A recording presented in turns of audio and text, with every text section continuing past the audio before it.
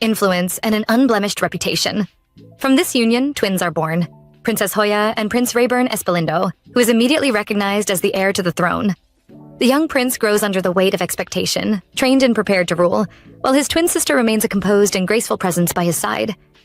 Time passes, and the emperor marries a second empress, the youngest daughter of the Schwandel family, celebrated for producing knights whose military skill strengthens the empire's power. From their marriage, Frederick, the second prince, is born. The imperial family seems complete, a balance of noble prestige and martial might. However, tragedy strikes when the second empress is mysteriously eliminated. No one ever discovers the culprit, but dark rumors spread swiftly, unsettling the court and commoners alike. In response, the emperor makes a shocking decree. Rayburn is stripped of his title as crown prince, and Frederick is named the new heir, officially claiming that Rayburn's cruelty makes him unfit to rule. The empire is soon filled with celebration as the imperial knights return victorious from battle. Rumors of their decisive victory stir pride and admiration among the people, yet the attention of the crowd consistently turns to Duke Rayburn, the dethroned first prince. Whispers spread that he personally led his forces into battle once again and returned unscathed. Many conclude that he must love war, as he continually seeks combat, while darker rumors accuse him and his twin of inviting violence and even implicate them in the death of the second empress. As Rayburn moves among the cheering crowd, his personal guard, Mano, observes quietly that the people remain bold in gossip yet strangely silent in the presence of Princess Hoya. Rayburn's sharp gaze scans the faces before him, and the murmuring ceases almost instinctively. Mano reassures him that nothing is amiss, urging him forward. Suddenly, a little girl breaks from the crowd, with her brother chasing after her, calling her name, Corinne, and apologizing to the prince for her lack of manners. Unconcerned, Corinne boldly calls Rayburn Appa and proclaims herself his fan. She holds out a novel, titled The Prince and the Rose, asking for his signature. The crowd quickly joins in, echoing Appa, their voices blending in admiration and excitement. Even in this brief encounter, the prince commands attention and respect, his presence radiating authority and allure. Meanwhile, in the quiet countryside, Angela interacts with a local woman who thanks her for her writing. The woman praises Angela's talent and eloquence, encouraging her to leave the village and make a name for herself in the city. Angela smiles politely, though her mind drifts to the city and to the prince, whose reputation both excites and intimidates her. She knows of the unsavory rumors surrounding him, yet curiosity and admiration outweigh her fear. Shortly, Angela hears people discussing the prince's return and how striking he looks. Excited, she runs up to them, eager to know if he has truly come back. They ask if she is also a fan of the prince. She replies confidently, questioning why she wouldn't fangirl over such a handsome prince whose swordsmanship is extraordinary. Curious, she then asks if they became fans because they saw a paparazzi drawing. They counter, asking if she didn't become a fan after reading the novel The Prince and the Rose by Jellypoot. Angela freezes in surprise at the mention. A blue-haired girl explains that 90% of readers fall for the prince and that copies sell out quickly. Curious, Angela grabs the novel, planning to read it quickly and return it afterward. She mutters that she will devour it in a flash. The blue-haired girl protests angrily, insisting that the novel is far too valuable for Angela to borrow. Meanwhile, a brown-haired girl points toward the approaching imperial knights. One of the knights calls out, asking if there is anyone named Angela in the village. The girls exchange uneasy glances. At another spot, Angela realizes something shocking. Her fanfic has been published as a novel. The writing style is unmistakably hers. Confusion floods her mind as she wonders who could have done this, since she wrote it herself long ago, and no one else should have seen it. Then she recalls lending the manuscript to a merchant to buy a paparazzi drawing, and concludes he must have secretly published it, sold it, and disappeared. Her head aches as she struggles to believe that people actually paid money to read her fanfic. She even wonders if the prince might have seen it. Still in a state of shock, someone calls her from outside. She hurries over, holding the novel, and apologizes to the blue-haired girl for taking it so suddenly. The girl says it's all right. But behind them stand the Imperial Knights. They formally identify her as the author of The Prince and the Rose, and declare that she is under arrest for disrupting the Imperial family's workings and acting as a spy. Angela freezes, echoing the accusation in disbelief. A spy? Earlier that same day, the Royal Council gathered for a meeting. The General Chancellor addresses the council members, asking if they would agree that Rayburn Espalindo has accomplished yet another remarkable feat. One member nods, noting that Rayburn was merciless in his actions. He mentions the rumors circulating. Rayburn completely burning a surrendered village and burying prisoners alive. The General Chancellor comments that the first prince risking his life for such deeds only adds to his notoriety. He warns that, as the saying goes, a leopard cannot change its spots. At that moment, Princess Hoya Espalindo abruptly stands up, intending to leave. The council leader questions her hurried movement and courteously asks her to remain seated, explaining that the meeting is about to begin. Hoya responds with frankness, saying that the stench of the chamber is unbearable, but she promises to return shortly. A council member protests, offended by her vulgar language, but she pays no attention and walks away. Thinking to herself as she leaves, Hoya reflects on her brother's military feats. She had hoped they would enhance his reputation, but instead, they seem only to worsen it. Passing by, she overhears two young girls talking about her brother. One girl exclaims that the prince is amazing, while the other warns her friend that speaking so openly could cause trouble if they are overheard. Still, she continues. Curious, Hoya approaches the girls and asks about their conversation. They are startled and quickly apologize, explaining that they were discussing how incredible the prince appears in a novel. Hoya is taken aback, barely believing her ears. This is the same Rayburn constantly surrounded by terrible rumors. She presses them for the truth, and they tell her about the novel titled The Prince in the Risey. Meanwhile, elsewhere, someone tells Duke Rayburn that the novel has been gaining popularity among the commoners for about 2 weeks. This, they say, is why the atmosphere in the streets seemed strange recently, and why there was such a commotion among the people. Rayburn glances at the pages, reading a line that describes him as a rose, with a thorn that may have hurt countless bees. Infuriated, he pierces the middle of the novel with a knife. The person who had been praising it as a masterpiece is stunned. Rayburn confesses that he cannot tolerate such blatant mockery and vows to confront the person responsible for writing it. That evening, inside the Royal Knight's carriage, Angela wonders why they consider her a spy. The carriage groans with each movement, as if it's about to break apart. Suddenly, it strikes a stone. The door shatters, and Angela groans, thinking she is sick and tired of carriages. Her thoughts drift to the past. She remembers another carriage when someone offered $50,000 because her guardian claimed she wasn't needed. Her guardian had remarked that, though Angela may not look it, she is a skilled writer, capable of drafting lawsuits, letters, and more. The person offering the money scoffed, saying it was of no use. Angela was destined for a life of farm work.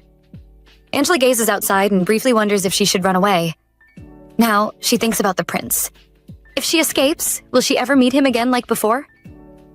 Her thoughts are interrupted by the knights, discussing whether they must bring her along. One knight reveals that the matter is being investigated to see if she is acting on the prince's side, but he remarks that it is strange a novel glorifying the heinous scumbag prince has been published. Angela is surprised, but concludes that she has no choice. She must escape. She edges toward the broken door, preparing to jump. Just as she leaps, someone catches her midair.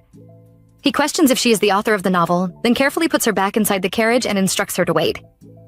The carriage rider notices a horse approaching rapidly from behind.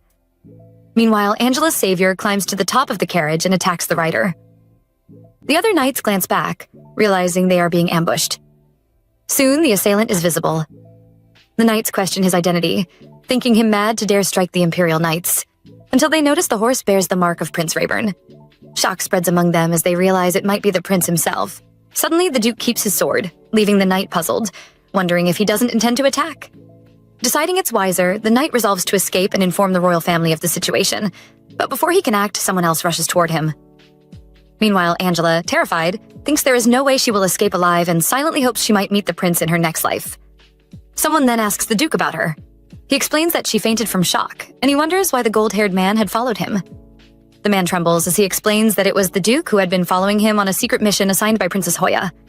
He wonders what his sister is planning and why the Duke brought his own horse, and he ponders what the Duke would have done if anyone had discovered him. The Duke pulls out his sword, reminding the man that he had threatened to get rid of the one who wrote the novel. The man halts him, reminding the Duke that the princess had ordered that the author be brought back at all costs. The Duke calmly replies that he is the man's personal guard, not one of his sister's knights, and that the man should know whose order comes first. The man bows, apologizing for his rudeness, but questions if the Duke didn't save Angela for a reason. The Duke responds that they will decide the girl's fate later, after his sister explains the situation, adding that they cannot predict what the princess might do if she finds out the man failed his mission. The man bows again in gratitude, pledging to finish handling the matter, and suggests the Duke return first. The next morning, the Chancellor of the Royal Council considers the previous night's incident gruesome. The guard accompanying him notes that the worn-out arrows likely came from bandits who attacked without realizing they were Imperial Knights, possibly after a noble's valuables. The Chancellor, frustrated, thinks to himself that it is ridiculous to waste time on such a trifling matter over some silly writing. He had wanted to resolve it quickly, but the Crown Prince's displeasure now makes him wonder what the prince is thinking.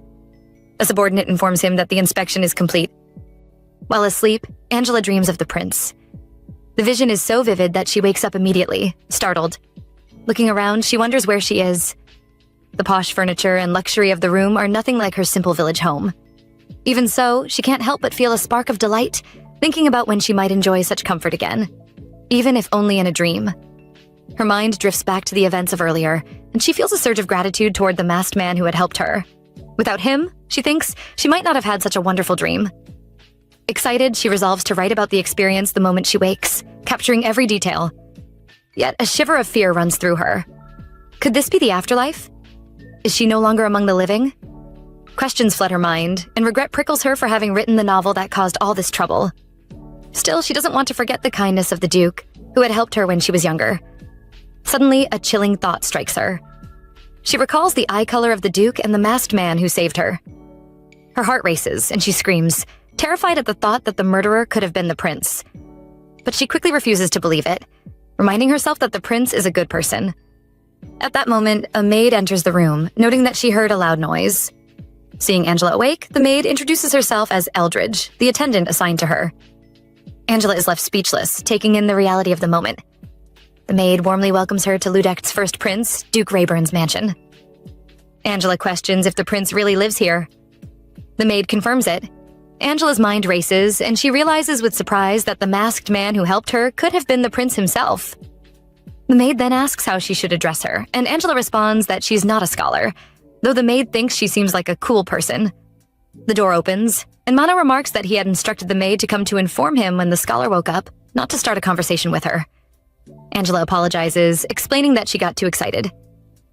A man standing behind Mano adds that he brought some clothes. Meanwhile, Angela observes the workers in the aristocratic house, noting how elegant they look, as if from another world. The maid quickly tells them to stay out for now, since Angela is still in her pajamas, promising to send word when she is ready.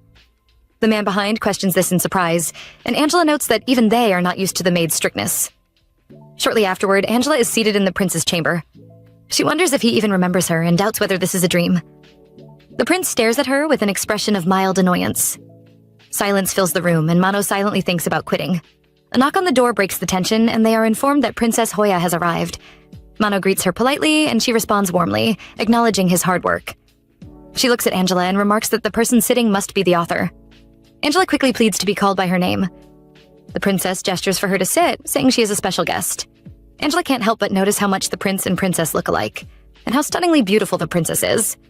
The princess then turns to her brother, instructing him to greet Angela. Rayburn drops the novel on the table and questions why his sister brought the author here. She explains that Angela is important to them. Confused, Rayburn asks why she is smiling so broadly. The princess tells him he should be grateful, since Angela turned his messy image into a protagonist in her amazing novel. Angela, sitting between them, feels awkward and stressed. She wonders if the prince also has dimples like his sister when he laughs. The prince asks, and the princess notes that Angela hasn't read the novel yet. He mentions there's a kiss scene between himself and Mano, which surprises Mano and makes the princess laugh. Angela, meanwhile, begins to learn more about his personal guard.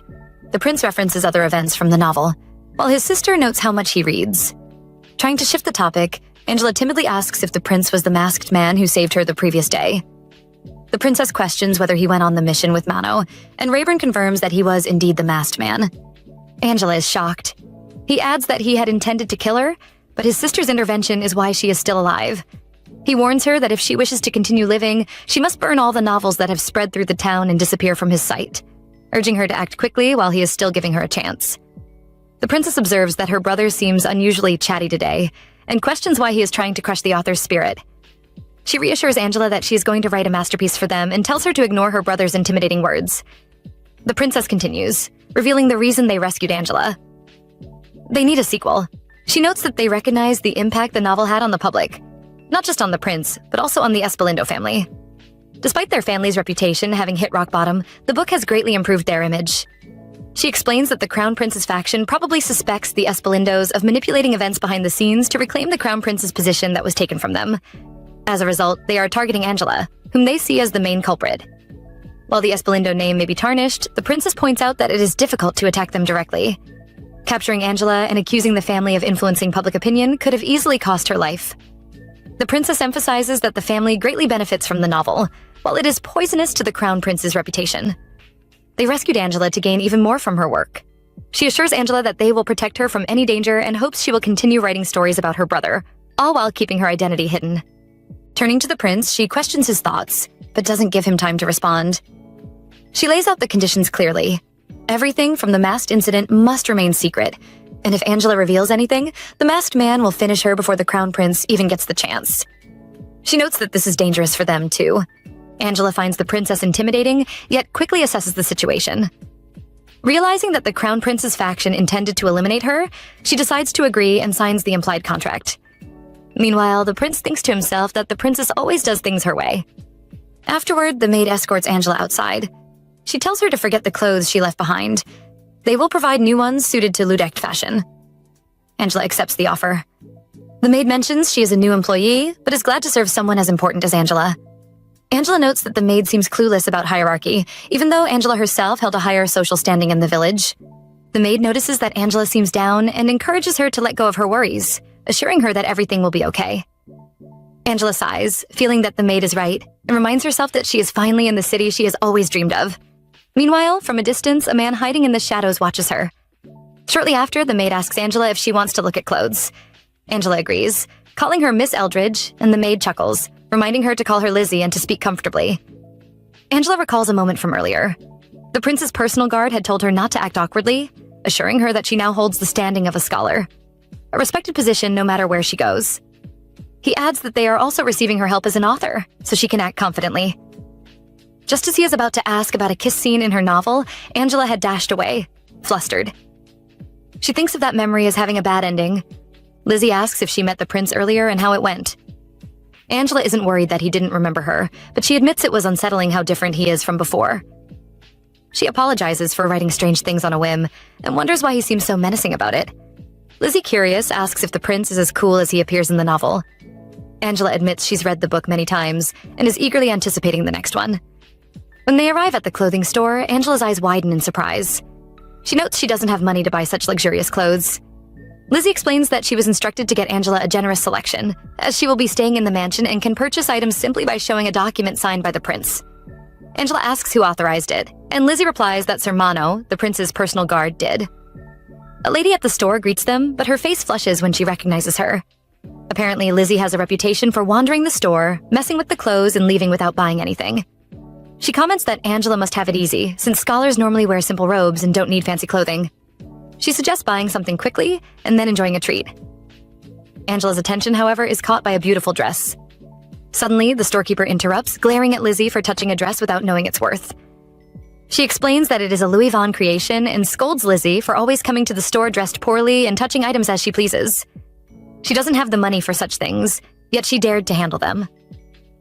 The lady tells Lizzie to hand over the dresses she's holding, insisting she isn't going to buy them.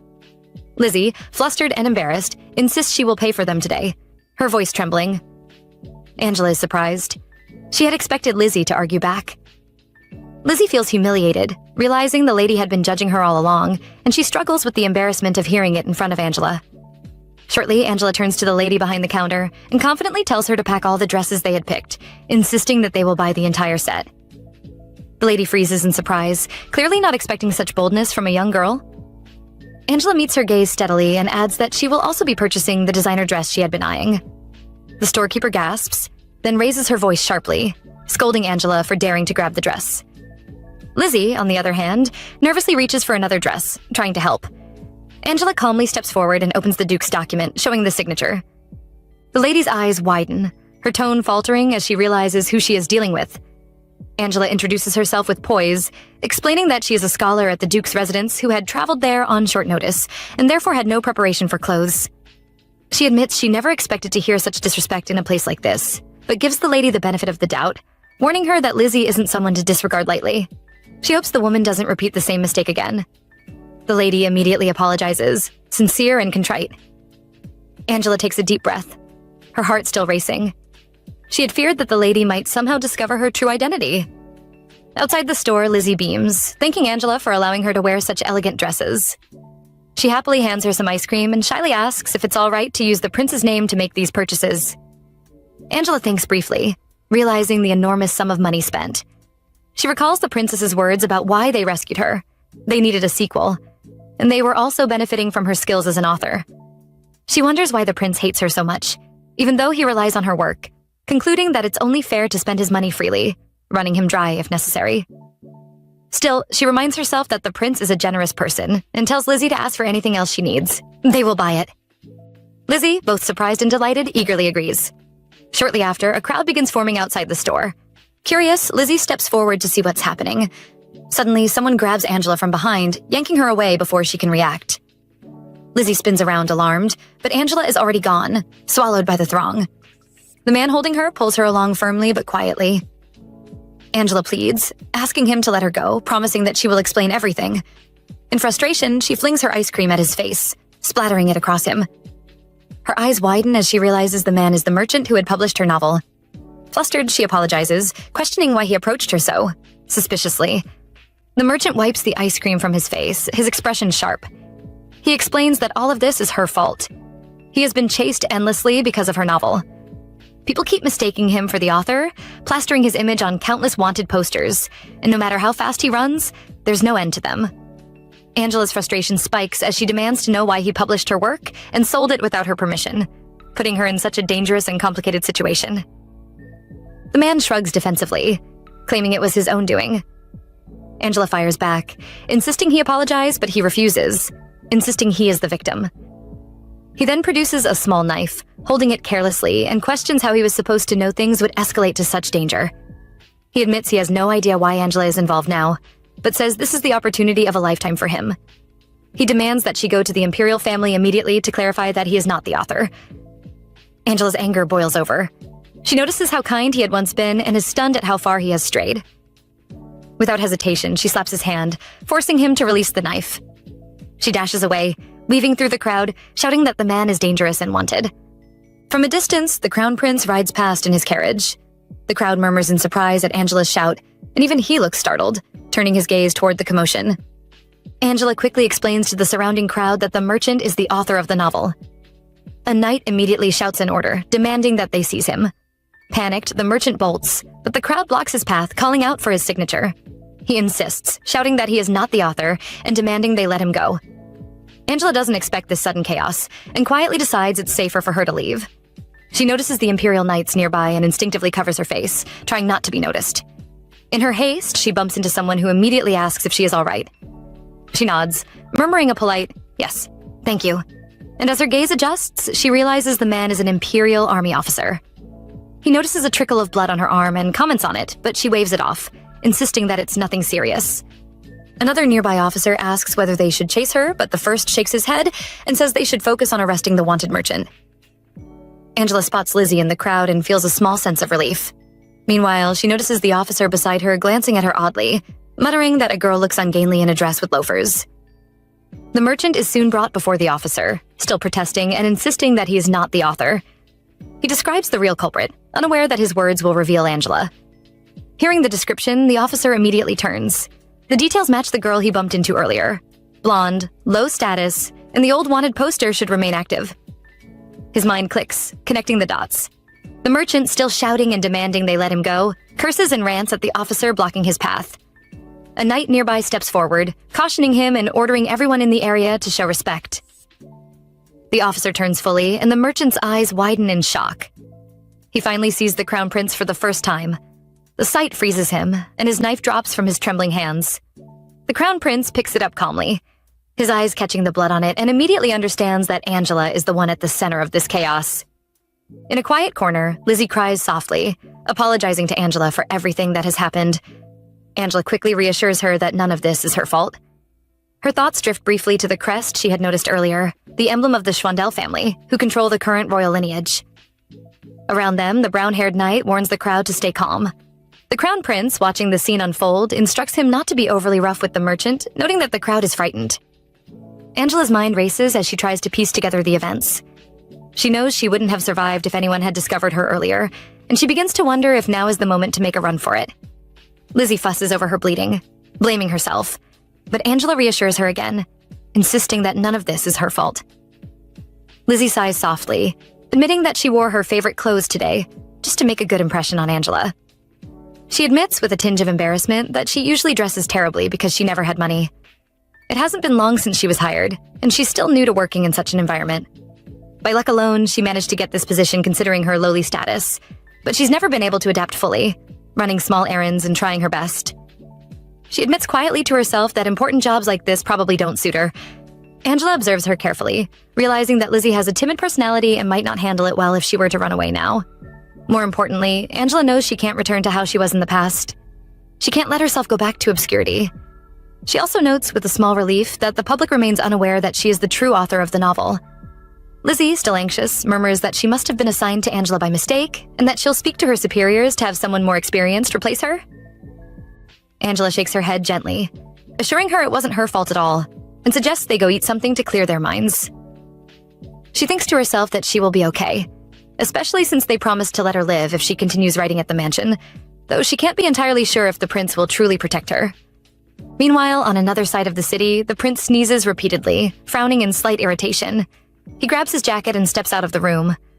Mano notices immediately and asks if he's leaving, while the Duke glances at the scene in surprise, questioning why the boy is suddenly coming here. Mano, slightly confused, presses for clarification, telling him to watch his words carefully because many people are around. The prince pays him no mind, stating simply that he will be gone for a few days and Mano should inform the young noble, His Highness, that he is away and ensure he returns somehow. Mano mutters to himself, noting how the prince has put him on the spot and walked off so suddenly. Just then, Mano spots a sword at the gate and moves instinctively, defending the area as he calls out, questioning what the brown-haired man is doing there. The man, calm and confident, replies that Mano is still skilled, but he merely intended to give a surprise greeting. He bows politely to the Duke, greeting him and informing him that the Crown Prince has arrived and requests a few moments of audience. He glances toward the Duke, apologizing lightly if his little joke caused any offense. Rayburn remains silent, his gaze fixed on the man, unmoved and unwavering. On their way back, Angela notices that Lizzie was the only one told to go out, and she questions her quietly. Lizzie responds that Angela asked her to come because she thought she would be bored, and asks if there's a problem. Angela recalls Mano's warning that she should refrain from going out for the time being, since they need to take care of the current situation and see if they can't handle things on the spot. She then tells Lizzie that they should hurry back to the mansion. At the Duke's residence, two men guide the carriage brought by the Crown Prince's knights to the backyard, knowing they will be leaving soon. Han politely cautions one of the Crown Prince's knights to be careful with the plants in the garden, but the knight cuts him off immediately, dismissing the warning. They ignore Han entirely and continue with their duties. Two maids watch from a distance, quietly considering Han poor for bragging about reviving parts of the garden that even the head gardener hadn't been able to save. Soon, their conversation drifts to the Crown Prince, and they murmur among themselves about how handsome he is. The head maid interrupts their chatter, questioning whether they shouldn't be working instead, though she's still curious about whether the Crown Prince visits the Duke's mansion like this often. Unsure, she concludes that something important must be happening. Inside, the two princes sit together, the atmosphere tense but polite. The Crown Prince begins by congratulating his brother on his recent victory, noting that he heard Rayburn played a major role this time as well. He apologizes for visiting so unexpectedly, explaining that he feared his brother would run away again if he informed him ahead of time. He adds that this was the only way he could see him since their sister handles all the official work, and he rarely comes to the palace. Rayburn listens, quiet and patient, and finally tells him to just get to the point and leave because he wishes to rest. The Crown Prince laughs lightly and insists that he need not be addressed as His Highness, telling Rayburn to speak comfortably. The Duke motions for his personal guard to leave, adding that after what happened earlier, it's uncomfortable having them around. He signals the Crown Prince's guards to step back, laughing as he apologizes if his words offended Rayburn. Rayburn in turn warns him to take proper care of his knights, reminding him that if it weren't for him, he would have eliminated one of the Crown Prince's guards earlier. He adds firmly that whether it's his servants or his horses, he won't tolerate anyone laying hands on them, though he quickly insists it was only a joke, noting that it's unlike the Duke to be so upset over such matters. Rayburn thinks to himself that the Crown Prince, the boy in front of him, always took his side when they were younger, to the point of embarrassment. He glances at him now and asks about Hoya, wondering what she was doing at the Duke's mansion when they met earlier. The Crown Prince replies that he should have come earlier, as he has something to discuss with both of them, but they seemed busy at the time. He then reveals that his knights were recently ambushed. Though all were skilled in swordsmanship, their weaknesses were exposed too easily. He adds that the methods used in the attack feel familiar, as if he knows someone. The Duke warns him not to speak nonsense without proper evidence, stating bluntly that he's not in a good mood that day. In response, the Crown Prince calmly continues, explaining that the person who is being transported goes missing after the incident. He adds that a search montage has already been prepared to locate the missing individual and asks if the Duke would like to take a look. Rayburn refuses without hesitation, but the Crown Prince presses further, mentioning that the person in question appears to be the author of a novel that recently risen to fame. He adds that he thinks he might have seen her on his way there. The Duke reacts with visible surprise and asks if the sighting is in his village. The Crown Prince confirms it, but Rayburn dismisses the claim as nonsense, stating that she should be in her room at this time. Meanwhile, Mano checks her room and finds it empty. He recalls pleading with her not to step out, knowing it would bring trouble if she crossed paths with the Crown Prince. Concerned, he decides to search for her and is caught off guard when he encounters the brown-haired guard. The man asks if he truly is the famed Mano. As he glances around the room, he remarks that he would have drawn his sword immediately if he knew he would be this startled. He then questions what distracts Mano so deeply and asks whether he needs assistance. Mano knows he has made a mistake, but he tells Bourbon that there is no need for help, insisting that it is merely another empty room in the mansion and that he should not wander around without permission. Bourbon, however, observes carefully and notes that it doesn't seem like an empty room at all. He questions where the owner might be. Elsewhere, the Duke studies the drawing of Angela closely, his gaze lingering as he begins to notice a resemblance that unsettles him. The Crown Prince asks whether the person in the drawing seems familiar. He proceeds to describe the dress worn by the girl he encountered earlier and asks if she might be someone the Duke knows. Rayburn responds that it's hard to tell from so little information. He adds that if the woman is wearing a dress, then it certainly isn't Angela, concluding that Frederick is mistaken for once, and there is no need to worry for now. He firmly instructs him not to associate their family with that novel, remarking that he hates even looking at it. As the Crown Prince continues speaking, the Duke suddenly stands, grips him by the coat, and begins to drag him toward the exit without warning. The Crown Prince only laughs, amused, and agrees to leave. At the same time, Mano hesitates to continue searching for Angela because Bourbon remains nearby. Soon, the two princes approach the area. Bourbon signals to the other knights and apologizes, asking them to wait a moment as the coachman has gone to retrieve the horses and carriage. The Crown Prince reflects silently that he keeps letting his guard down. Still, he informs the Duke that a victory celebration will soon be held at the palace. He expresses hope that Rayburn will attend, though the Duke immediately declines, stating his distaste for such events. He adds that he will see him out and urges him to leave. The Crown Prince persists, explaining that his visit is meant as a personal invitation and that everyone would surely wish to see the Espalindo family, given their significant role in the war. Despite this, Rayburn refuses once more. The Crown Prince tells him to think it over and attempts to leave the montage behind, but the Duke refuses again, stating firmly that he does not know the woman in the drawing. Before departing, the Crown Prince places a hand on Rayburn's shoulder and quietly tells him to take the drawing and protect the author well, reminding him that Rayburn knows exactly what would happen if his family were to obtain her.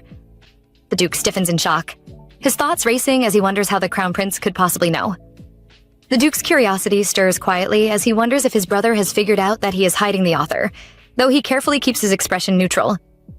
He questions whether the Crown Prince truly said he saw the author in the village, and the Crown Prince responds by asking if they aren't supposed to be there. The Duke instantly regrets asking, wondering if he is simply being tested, and he convinces himself that Angela must be in her room. His gaze shifts to Mano, who turns his head subtly, signaling that she isn't there. Memories flash through the Duke's mind. Angela running away the first time they met long ago. Back then, he had believed she would stay by his side forever, and now he wonders why everything and everyone seems to run away from him. At that moment, Bourbon reports to the Crown Prince that he saw an empty room in the Duke's mansion that appears to belong to someone, and judging by the details, it seems to be a girl's room. He cautiously asks if the Duke might be hiding something. The Crown Prince nods in understanding and tells Bourbon to stand back. Meanwhile, the Duke, already striding toward him, instructs that a new guard be assigned immediately. Without hesitation, he draws the Crown Prince's sword to confront Bourbon. The young man defends himself, but the Duke strikes, sending Bourbon's sword clanging into the sky before grabbing him by the throat. Other knights instinctively move to intervene, but Mano steps between them and the others retreat, leaving Bourbon struggling. Bourbon calls out to the Crown Prince for help, but he stands motionless, simply observing the scene. The sword that had been flung into the air lands on a macaron box Angela had been holding, scattering its contents. The Crown Prince frowns at the apparent waste, while Angela mutters under her breath that they are completely screwed. Doubt flickers in the Duke's mind. He wonders if Angela could have really come back. She pulls her hat down low to hide her face, wishing she had come through the back gate if she had known this was where the royal knights would be heading.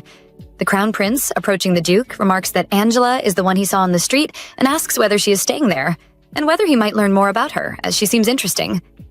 Han, seeing both young women, asks in surprise if Angela went out, his curiosity growing as he walks into the unfolding scene. The Crown Prince addresses her formally as Miss Scholar, while the Duke quickly explains that his librarian needed an assistant, so he brought her here. The Crown Prince laughs, lowering his sword and apologizes for the commotion, promising to keep his guard under control. He instructs Bourbon to remain on standby at the gate and announces that he is leaving, expressing his hope that the Duke's new scholar will also attend the upcoming celebration so he can greet her properly. He adds that both of them absolutely must attend. Mano signals Angela to move forward, then walks up to the Duke, who is sitting on the ground, and asks if he is all right. Memories from long ago flash through the Duke's mind again. He recalls the people who left him, his companions in Sharan, who vanished without a trace. He murmurs to himself that they will come back someday. His sister's voice echoes, questioning why he holds such beliefs and whether he truly thinks anyone will return. She tells him not to be so weak, reminding him that they have only each other. Angela gently draws him back to the present, holding out the macaron. She explains that she bought it as a gift, but unfortunately it ended up in that state. Lizzie, standing nearby, hands over the one she bought for Mano. The Duke glances at it and wonders silently if this is truly the time or the place for macarons. Angela, still concerned, asks if he is all right. Noting that she hadn't realized people from the royal palace were present when she arrived, she admits that her sudden appearance complicated the situation. Mano observes silently, thinking to himself that the Duke is in a terrible mood, yet Angela's self-awareness seems to ease him slightly. The Duke hands her the drawing of herself, a small smile touching his lips, and tells her to go in and rest. Everyone notices the smile and exchanges surprised glances. As Angela walks in, she wonders if she's really the girl depicted in the drawing, and Lizzie laughs softly beside her. The Duke, still watching her, wonders aloud where she got the dress and confirms that her name is Angela. He turns to Mano, cautioning him to stay alert so that nothing like this happens again. Mano bows and apologizes. The Duke decides to rest in the mansion rather than his usual quarters, his mind still lingering on the earlier. Commotion. Somewhere nearby, someone sketches the moment Angela knelt to present the macaron, noting that they had witnessed something today that could be worth a great deal of money in the future. In the carriage, the Crown Prince glances at Bourbon and asks if he has calmed down. Bourbon apologizes, embarrassed for showing a weak side in front of others. The prince smiles faintly and comments that it couldn't be helped. The Duke is the strongest person in the Empire. He asks if anything else in the room was noteworthy, and Bourbon shakes his head, explaining that there was nothing special. Perhaps they were in a hurry, or the room simply belonged to someone who owned very little. The Crown Prince reassures him that he is not weak and encourages him to follow his heart, to act freely without fear.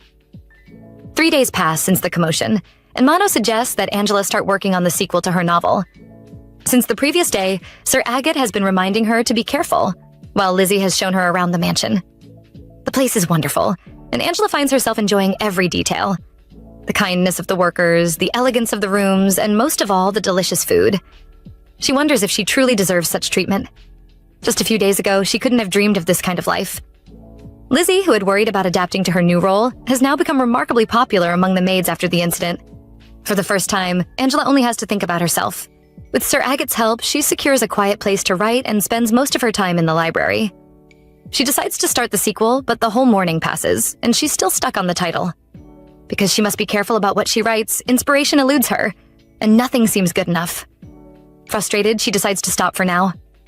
Since the incident, the prince hasn't left his room, so she has had no opportunity to see him and draw inspiration. At home, she could have relied on his paparazzi sketches, but here that is impossible. She guesses he must be exhausted, given how busy he has been since returning from the war. After all, he rescued her on the very night of his return, so he must have countless concerns weighing on him. Her thoughts flash back to the scene, and she realizes the man she saw was the Crown Prince.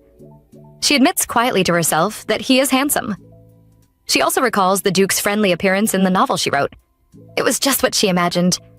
But meeting him in person left her speechless and trembling. She remembers the faint laugh he gave at the end, and she wonders if, like the princess, he might have dimples. She thinks it would be nice to hear him laugh again.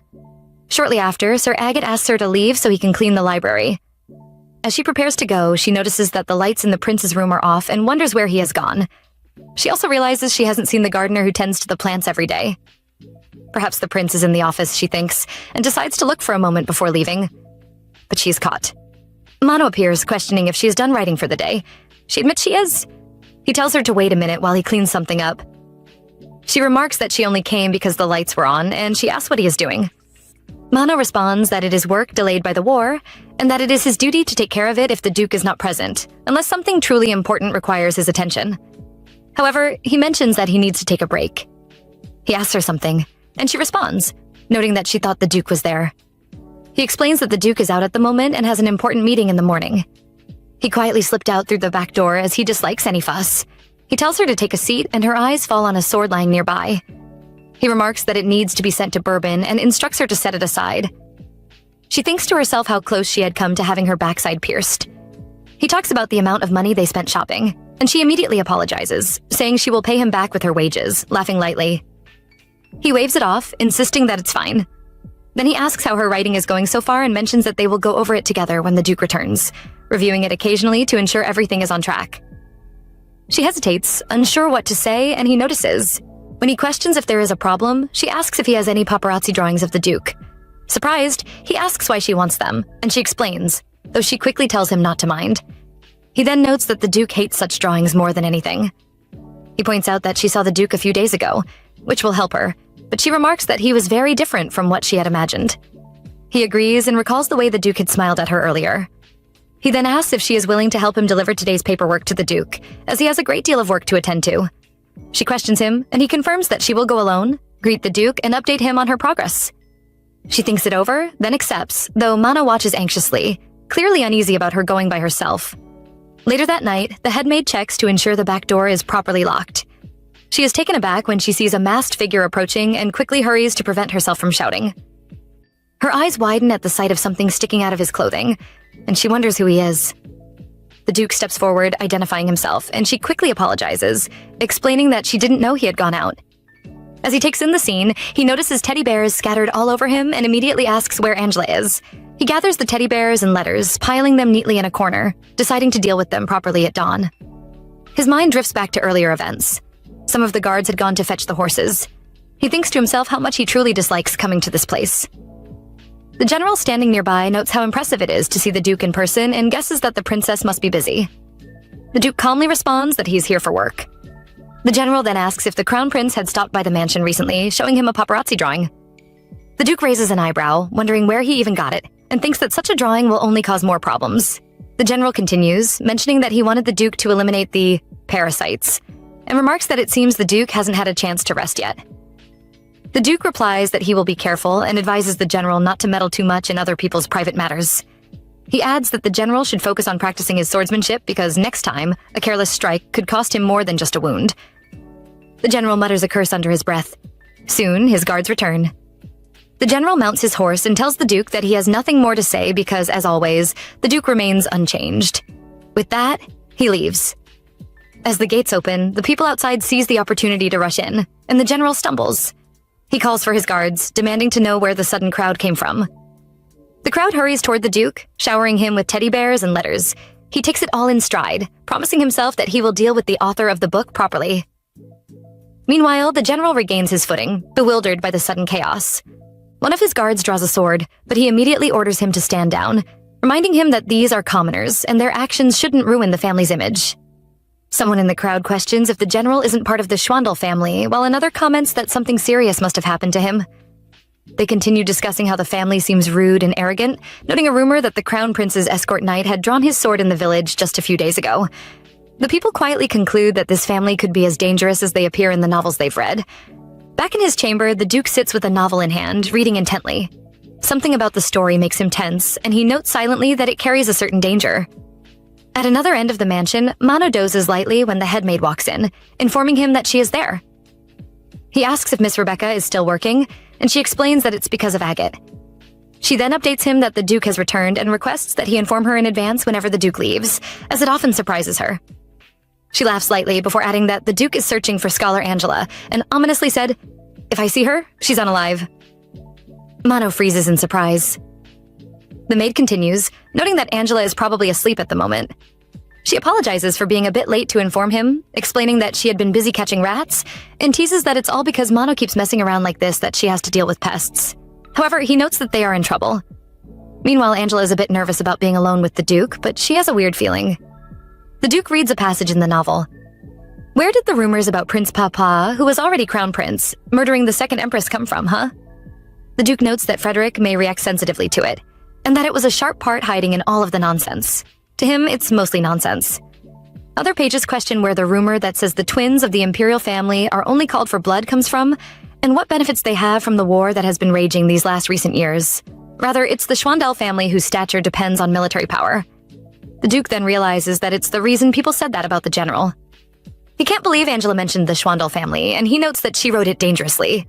One can't dig into the imperial family so openly in a popular book. There's a knock on the door, and he tells the person to come in. She walks in excitedly, calling him Prince. He spits the water in his mouth in surprise. He wonders why she is there. He thought it was Agate. Meanwhile, she thinks the prince is cute in his pajamas. Though she is so nervous, she proceeds. She questions if he had a good rest. He is confused, wondering if she didn't get the message, and notes that she is too bold. However, he tells her where to put the paper. He concludes that she has something else to say, while she notices that he doesn't feel good, so she decides to ask next time. Shortly, he tells her to sit, and she admits that she has something to say. He intends for her to sit a little over, not so close to him. He can't help it.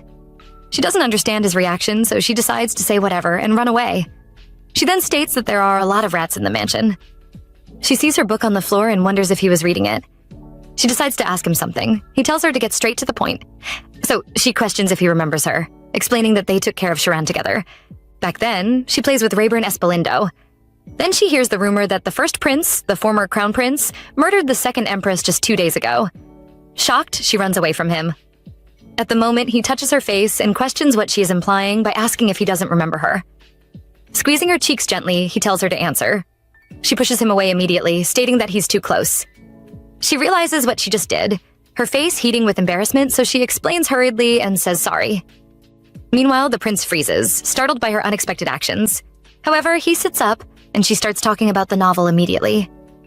He stops her, telling her never mind, that they can talk about it next time, and she reluctantly accepts.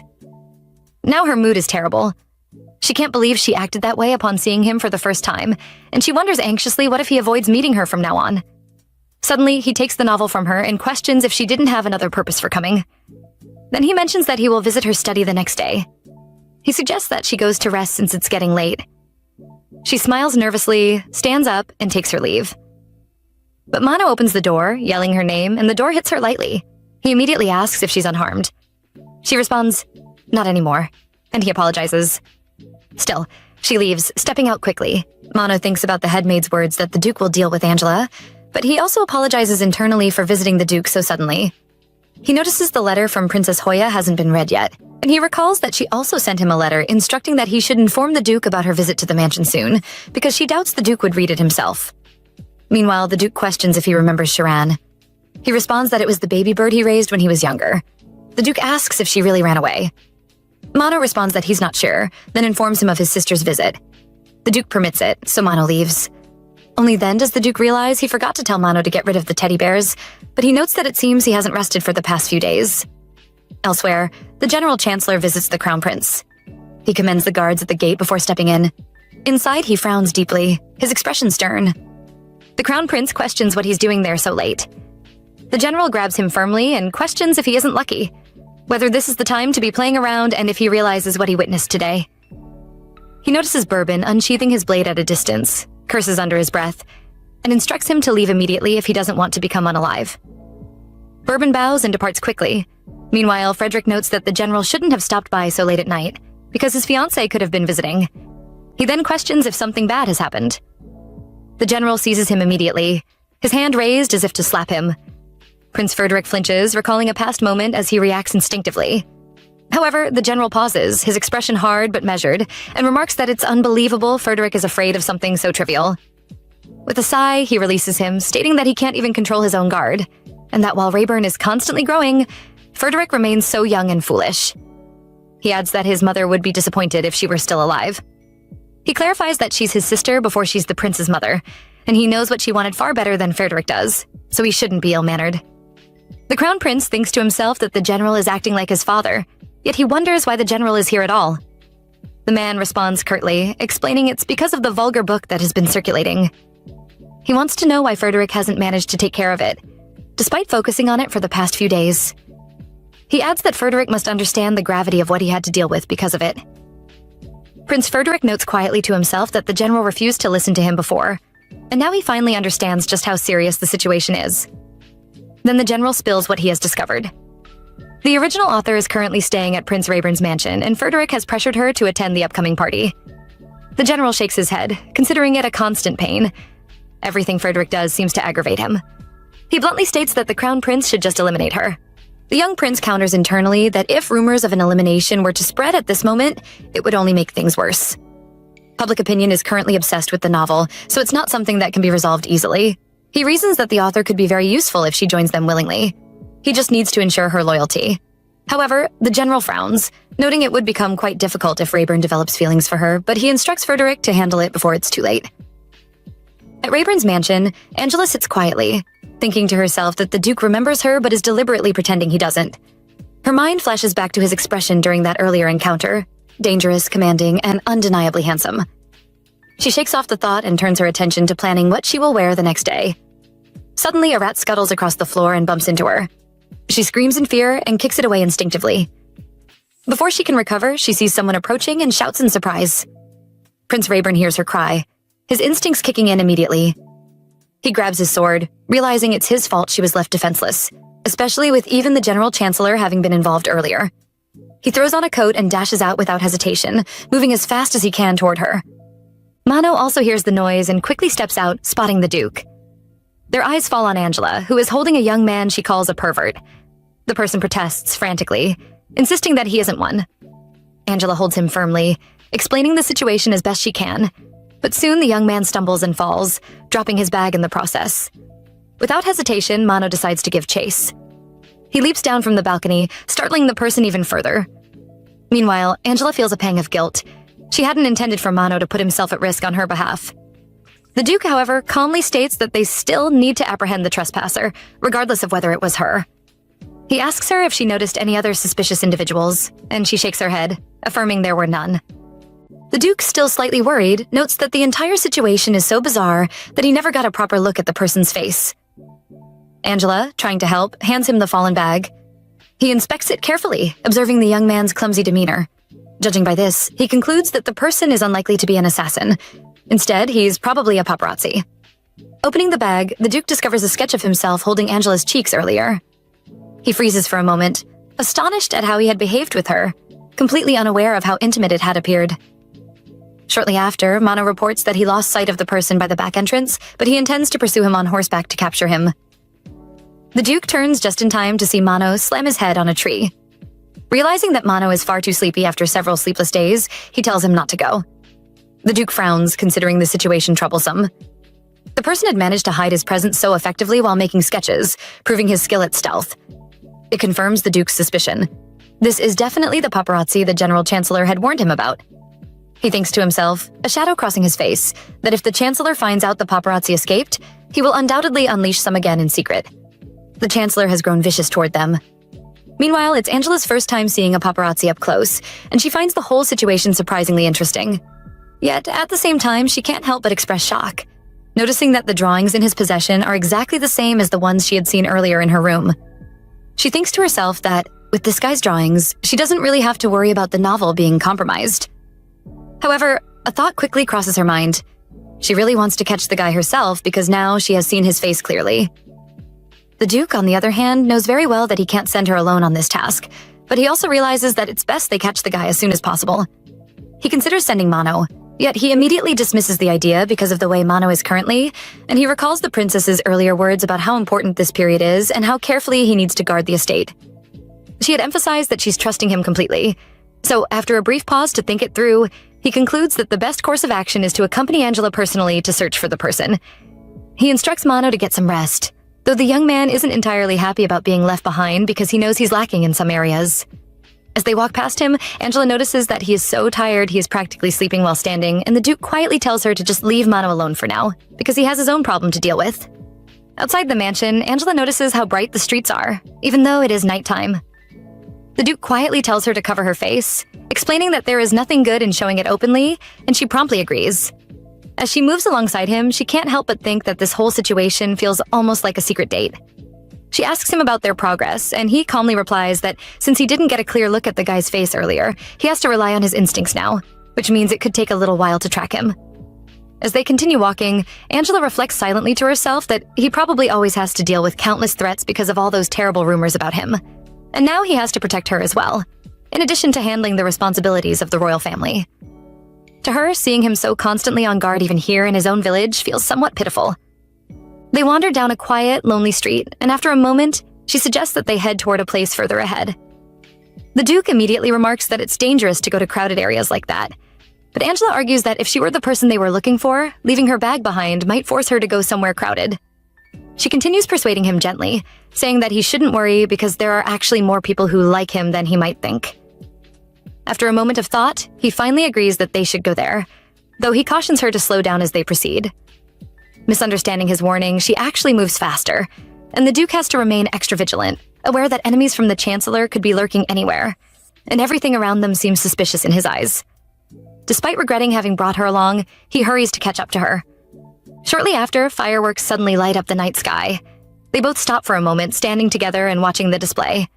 Angela, still excited, suggests that they walk around a little while to enjoy the spectacle. The Duke, however, realizes once again that trying to protect her is going to be far more difficult than he initially anticipated.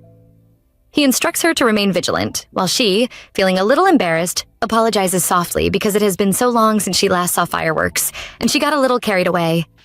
The place is like a tourist spot dedicated entirely to the prince, filled with decorations and memorabilia that celebrate him. Angela notes quietly to herself that it seems even more lively at the moment, probably because it's nighttime, and she thinks it would be fun to come back here sometime with Lizzie to explore properly. Shortly after, they notice someone acting very theatrically like the Duke, moving among the crowd and even giving free hugs to anyone who approached. She finds the whole situation absolutely hilarious and can't help but laugh, thinking to herself how many people genuinely love the Duke. Meanwhile, the Duke himself considers the scene nothing short of an eyesore, frowning at all the commotion. Seeing it as a distraction, he suggests they leave for somewhere quieter. Angela recalls that she had come here before with Lizzie, but now the crowd feels overwhelming. She hesitates for a moment and questions whether the Duke is really okay navigating through such a place, as it seems far too crowded and chaotic. She then gently explains to him that the people might be expressing their adoration a little excessively, but it comes from genuine affection for him, so he shouldn't read anything negative into their behavior. But they overhear a conversation between two men nearby. The first man complains that the town has turned into a shitty mess lately, all because of a single hunk of paper, referring to the infamous novel. The other man joins in, mentioning the rumors of the Duke's cruelty and also the chilling idea that the Imperial twins would bring about bloodshed. Yet, he admits that the book is strange in its own right. Angela listens in silently, feeling a pang of discomfort at hearing such things, though the Duke calmly remarks that the two men are not entirely wrong. He explains bitterly that whenever he had gone out to war, people had wished for him to just become unalive. And they had been particularly bitter on the days he returned with injuries, as if wishing his wound had been a little deeper.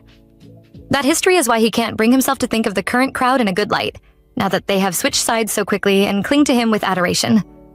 Angela tries to encourage him gently, reminding him that those rumors were groundless and that he did not, in fact, eliminate the Empress. But the Duke challenges her, asking what if, hypothetically, that rumor had been true. She stares at him speechlessly, unsure of how to respond. He continues, explaining that the new rumors circulating nowadays are similarly groundless, yet he presses further, asking her what she would do if the past rumors she denies turned out to be true. Angela feels her stomach tighten as she thinks, realizing she had almost forgotten how frightening he can be at times. He notices the subtle shake in her composure after only a few words, and wonders quietly where her confidence even came from, though in his mind, he still considers her no different from the others who flatter him. Just then, a young man named Blen walks into the scene. He is trying to rent a room on credit, despite having unpaid debts lingering from before, but the person in charge refuses him sharply. Not giving up, Blen walks over to the two men discussing earlier and announces that he can draw them a caricature for some money. The men scoff at him, calling him a little kiddo and a scammer, dismissing his offer outright. The Duke quietly leans toward Angela and instructs her to check Blen's face carefully, noting that this is exactly the person they have been looking for. Angela, however, is lost in her own thoughts for a brief moment, wondering silently why she had trusted the Duke so completely all along, even amidst such chaos. Meanwhile, Blen walks up to them confidently and casually asks Angela if she wants a caricature, promising that he would draw her so she wouldn't look ugly. Angela immediately notices something familiar about him and realizes that he is the paparazzi she had been looking for. At the same time, Blen recognizes her as well, his eyes widening slightly in surprise. Without hesitation, the Duke grabs him firmly, startling Blen completely. At that moment, someone else arrives at the scene, questioning loudly what is happening. Angela quickly responds, trying to keep things calm, saying that they are just greeting an old friend of theirs. The Duke, however, wastes no time and instructs Blen to follow him quietly without causing a scene. Blen nods in agreement, but can't resist calling the attention of the people around, loudly announcing that Prince Rayburn himself is present. The crowd gasps in confirmation, excitedly acknowledging his presence, and they begin offering gifts, creating a commotion. Seeing that Blen is trying to make a run for it amidst the distraction, Angela decides immediately that she has to go after him. After a tense few moments of chasing Blen, he remarks half annoyed, half amused that people might assume he had beaten her up if they saw her like that. He questions aloud why she jumped off the edge when there was a perfectly normal ladder right there. Yet he quickly clarifies that he isn't feeling sorry for her at all, and firmly asks why she is even chasing after him in the first place. Despite his tone, he reaches out and helps her up, adding that he would feel bad if he left her there. Angela, seizing the opportunity, immediately grabs his shirt, holding on tightly. She calls him out directly, calling him Blen, the paparazzi who only ever stalks Prince Rayburn. Blen is genuinely surprised that she knows him, his expression a mixture of shock and amusement. Angela explains eagerly that she is a huge fan of his drawings, and then she quickly apologizes for calling him a pervert earlier, feeling slightly embarrassed. Soon, they settle on the ground, sitting close together as they begin talking. She reveals that she started collecting his drawings 5 years ago, and Blen responds, noting that it was back then when his drawings of the prince didn't sell particularly well. Yet he thanks her sincerely for being such a die-hard fan. Angela smiles, saying that it was all because of him that she could continue standing Prince Rayburn so passionately over the years. Then, more seriously, she explains that she chased him down to confirm something important, showing how determined she is. Meanwhile, someone watches from the shadows, a man lurking quietly and calculating his next move. He thinks to himself that now would be his chance to target Angela, especially since the prince isn't right there to protect her. But he notes to himself that she is rarely ever alone and always seems to have someone with her. Still, he decides that he has to act quickly and get rid of her along with Blen before it's too late. The Duke, standing firmly in front of him, narrows his eyes, having already suspected something suspicious. He questions silently to himself who would have thought that the Chancellor would actually send an assassin. Observing the situation carefully, he concludes that the Chancellor remains as simple-minded and predictable as ever. The prince is only protecting the author because of Hoya. He thinks to himself that he probably should have just pretended he didn't see her and left her alone, letting things take their course without getting involved. Still, as Angela continues talking with Blen, she leans forward eagerly, expressing her curiosity about seeing all of his drawings of the prince that he's sketched so far. She asks in a mixture of excitement and wonder, wanting to know exactly how he managed to capture the prince even on the battlefield. Blen responds calmly, explaining that no matter how badly he might need money, he doesn't fabricate things. He only sketches what he sees with his own 2 eyes. He goes on to tell her that he started doing this minor genre of sketching because he thought that focusing on something that others weren't doing might unexpectedly become profitable. However, because of all the bad rumors surrounding the prince, his work never really gained much attention or success. He adds that he had even considered stopping and following someone else instead, but as one can tell from the drawings themselves, the prince ended up being far too interesting to stop sketching. He pauses for a moment, then glances at Angela and asks if she's crying. She admits quietly that she's trying to stop fangirling, partly because of the harsh and sometimes horrifying rumors about the prince, which, as Blen points out, the prince doesn't even bother trying to deny. Despite that, she quickly adds that, to her, the prince is genuinely a good person, and she wishes that others wouldn't dwell so much on those cruel and unfounded rumors. Her eyes light up with determination as she leans closer, and she asks Blen if he wouldn't help them, explaining that she considers his drawings extremely useful for their purposes. Blen thanks her for saying that, though inwardly he knows that being a paparazzi is more of an eyesore than a help to the prince. Angela, undeterred, voices her sincere wish. She wants to protect him from any strange or damaging rumors, ensuring that his image remains intact and that people don't twist the truth about him. As the prince looks away for a brief moment, the assassin decides to make a run for it. In that instant, he also concludes that he needs to take care of the prince before escaping. Suddenly, the prince turns sharply and catches sight of the man moving toward him. From where Angela and Blen are sitting, they hear a sharp metallic sound, the assassin's knife clattering to the ground just in front of them. And Angela freezes in fear, her heart racing. The prince calmly gives the assassin an ultimatum: either become unalive right there or deliver a clear message to the general that he must never, under any circumstances, lay a hand on the author again. The prince emphasizes that if the general tries to threaten her again, whether or not he actually receives the message, the prince will absolutely not tolerate it. The assassin bows deeply, overwhelmed, and flees immediately without further hesitation. Angela, who has only just started observing the situation, reflects quietly to herself. She realizes that people often misunderstand the prince because he rarely explains his intentions clearly. They believe only what they see at the moment, without grasping the hidden meaning behind his actions. She exhales and thanks him softly for protecting her in that way. She adds that she will take it upon herself to reveal the hidden meanings behind his deeds, so that others will not be so easily swayed by rumors or shallow impressions. After that tense moment, the prince kicks the fallen knife away with a flick of his foot. He reaches out for her hand, pulls her up to her feet, and leans in slightly to whisper. He warns her not to trust him so completely, because he does not trust her either. He adds with a faint smirk that she did well by successfully losing the paparazzi and handling the situation. Meanwhile, the assassin is retreating when Bourbon intercepts him. Bourbon questions the man briefly, and the assassin explains the message from Rayburn and provides further details. Without hesitation, Bourbon eliminates the man immediately. After dealing with the threat, he turns and heads straight to meet Prince Frederick. The next morning, Mano questions Angela about whether they finally caught the paparazzi guy at dawn. He admits quietly to himself that he regrets falling asleep the previous night, thinking he could have been more useful. Angela, on the other hand, waves it off with a light laugh, saying that it's fine and that it was actually fun in the end. She recalls how Blen had proposed to draw even more sketches, but the prince had warned him sternly not to come near the estate again. She giggles quietly to herself, remembering how Blen had even offered up his hidden stash after she promised to give him a hefty payment. Mano shakes his head, noting that engaging in paparazzi behavior and trespassing on the Duke's estate is a serious offense. He thinks that, given the circumstances, the Duke was far too merciful to simply let the man go. Angela blushes slightly as she recalls a particular moment with the prince during the chase, and she remarks softly that he's just so cool. Mano stares at her for a while, clearly amused, then asks if she actually slept over at the mansion. Angela quickly lies, saying that she stayed up all night writing. Mano raises an eyebrow, wondering silently if she really likes the prince that much, and he concludes that she's acting just like a child in love. Shortly afterward, Sir Agate enters to inform them about the princess's arrival. Mano frowns to himself, questioning if Princess Hoya didn't say she would visit the next day instead. Soon, the princess meets Angela and greets her warmly, immediately curious about how things are going. Angela responds politely, explaining that she is making preparations to start writing soon. The princess raises an eyebrow and teases her, asking if she's been fooling around the entire time. Angela explains that she's been brainstorming for a suitable plot and even suggests a scene involving a late-night downtown outing with the prince to catch a paparazzi. The princess and the prince both wave off the idea casually, though they seem entertained by her enthusiasm. After a brief pause, the prince informs Angela that he'll be leaving soon, noting that she didn't tell them about her visit today. Angela quickly explains that it's only a day earlier than expected, and the prince simply smiles, tells her to have fun, and begins to leave. Before he goes, she quickly asks him about Prince Frederick's visit and about the sword she sees nearby, wondering if it belongs to Bourbon. Mano blushes slightly, feeling guilty because he was supposed to put it away, but Angela arrived earlier than expected. She also questions why Mano didn't report this to her.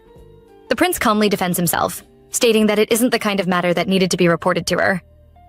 Angela sighs softly, then asks about whether he will be attending the banquet. She continues, noting that the news has already spread among the nobles, and that she also heard Angela was invited. The princess comments that Frederick must have figured out the author's identity, reasoning that there's no way he'd be so interested in their new scholar otherwise. She questions if the prince truly tried to hide this from her, and remarks, with a small frown, that they had promised there would be no secrets between them. The thought makes her feel a little depressed. Angela quickly reassures her that it's not that complicated. She explains that she simply told the prince she wanted to go to the banquet. She continues, smiling faintly, that while she may be shameless in some ways, she believes that visiting different places will inspire her to write more creatively. Angela adds quickly that the prince had to follow her because she had been nagging him too much, insisting that it wasn't his intention to hide anything from the princess. She explains that everyone, including the prince, has been busy with various matters, and even Mano has been staying up for 4 nights straight to help keep things in order. The princess raises an eyebrow, questioning if that's really true. Mano nods slightly, confirming that Angela did seem exhausted from trying to continue working on her novel, despite all the distractions and interruptions. The princess sighs softly and remarks that the banquet isn't a place where one can simply fool around and have fun. And she asks seriously what Angela intends to do if someone begins to suspect or question her during the event. Angela responds confidently that she knows the stakes and that attending the banquet is actually a big opportunity for her to publicly resolve previous misunderstandings. She assures the princess that she will thoroughly prepare to avoid making any mistakes that could compromise her position or reveal her identity. The princess frowns slightly, noting that Angela seems to be taking things a little too lightly, but the prince interjects calmly. He states that Angela is stubborn, but she's also gutsy and capable of adapting to any situation. He adds that with proper guidance and preparation, she will be able to handle the banquet successfully. Then he turns to Mano and asks when exactly the banquet will take place. Mano responds that it is scheduled in 5 days. The princess immediately yells at Angela to stand up and start walking right away to begin her practice. Angela obeys obediently, but shortly after, the princess bursts into laughter, teasing her by questioning why there are creaking noises as she walks. Humiliated but determined, Angela asks if they could help her out a little so that she could be fully ready within 3 days. She wonders quietly to herself where her sudden confidence is coming from. So, Mano puts her through her walking practice diligently. After much repetition and effort, Angela finally asks for a break. The prince shakes his head, reminding her that there isn't time for pauses if she wants to be ready in 3 days. They continue practicing, but she struggles to get the steps right.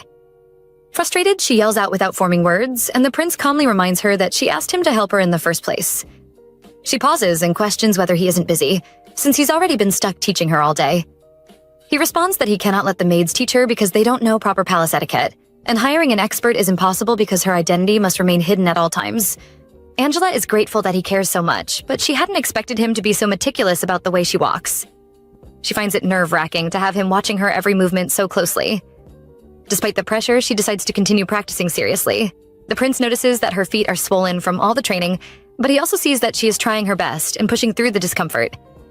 Shortly, he informs her that she will eventually have to walk in high heels at the banquet and asks if she is okay with that. Angela expresses surprise, admitting she never even thought of it before. In her next attempt, she twists her ankle and falls abruptly. The prince raises an eyebrow, wondering why she is so clumsy, his expression unreadable. His mind drifts to his sister's words, lingering in his mind. She had said that she wasn't entirely sure how much of what Angela said could be trusted, and he knows they cannot afford to be blindsided by the Schwandel family. The warning echoes in his thoughts.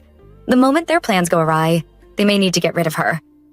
So he shouldn't allow himself to get attached to her, no matter how endearing or capable she appears.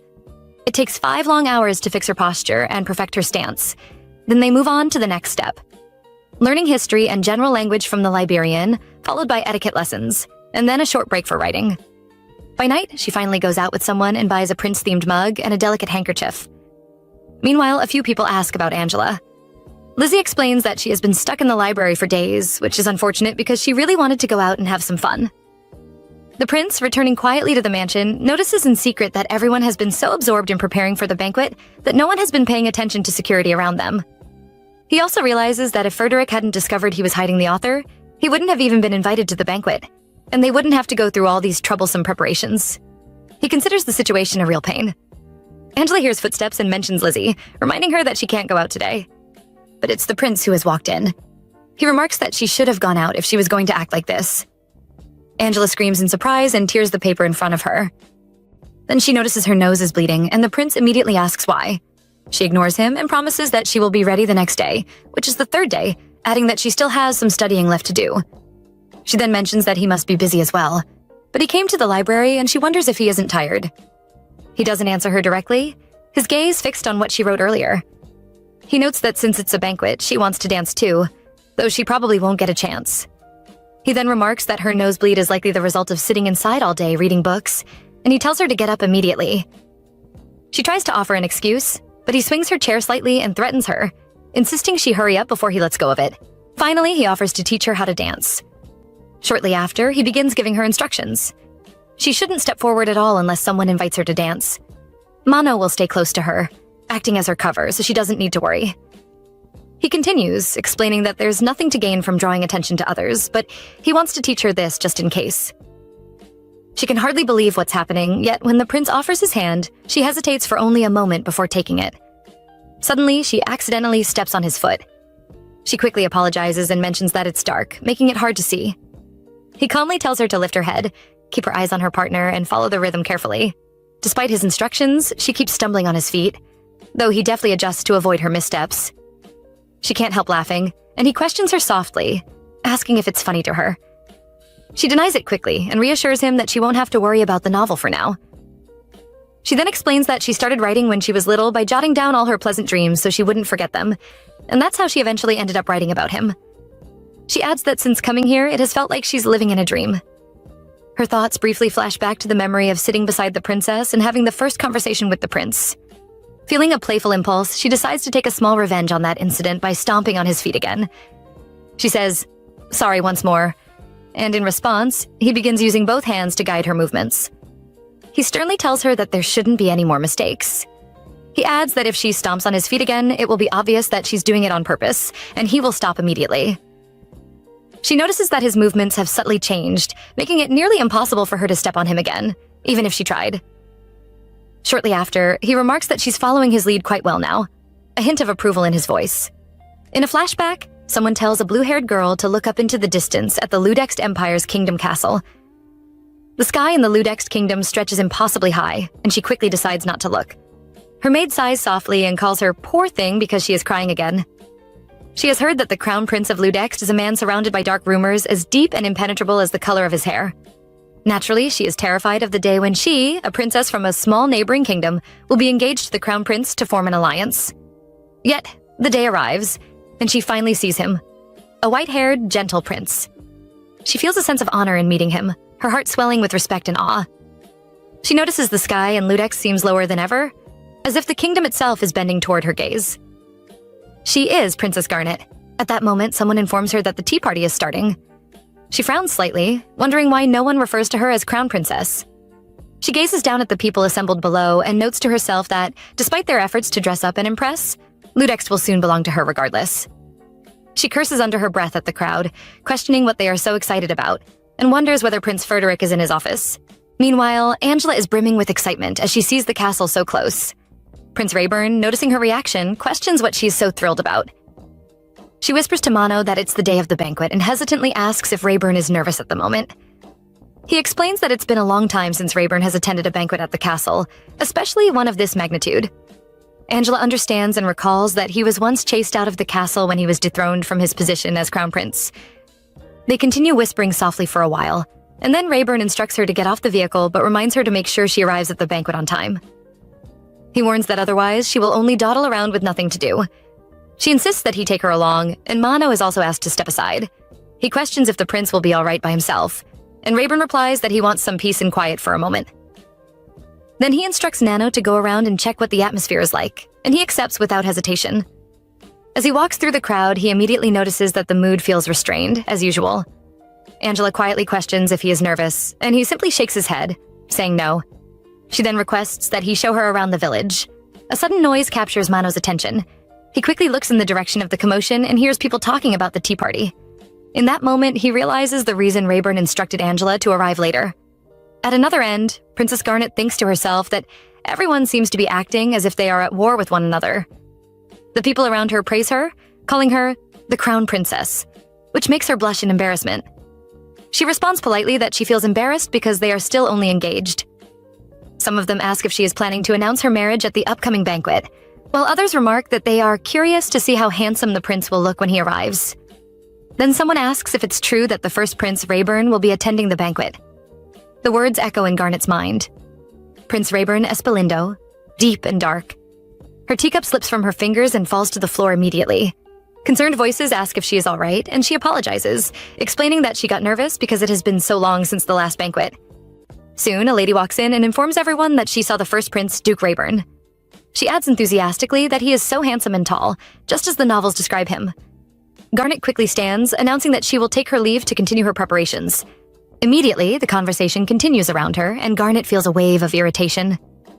She notes that these people were on her side earlier, gossiping and chatting, and now they seem so easily impressed.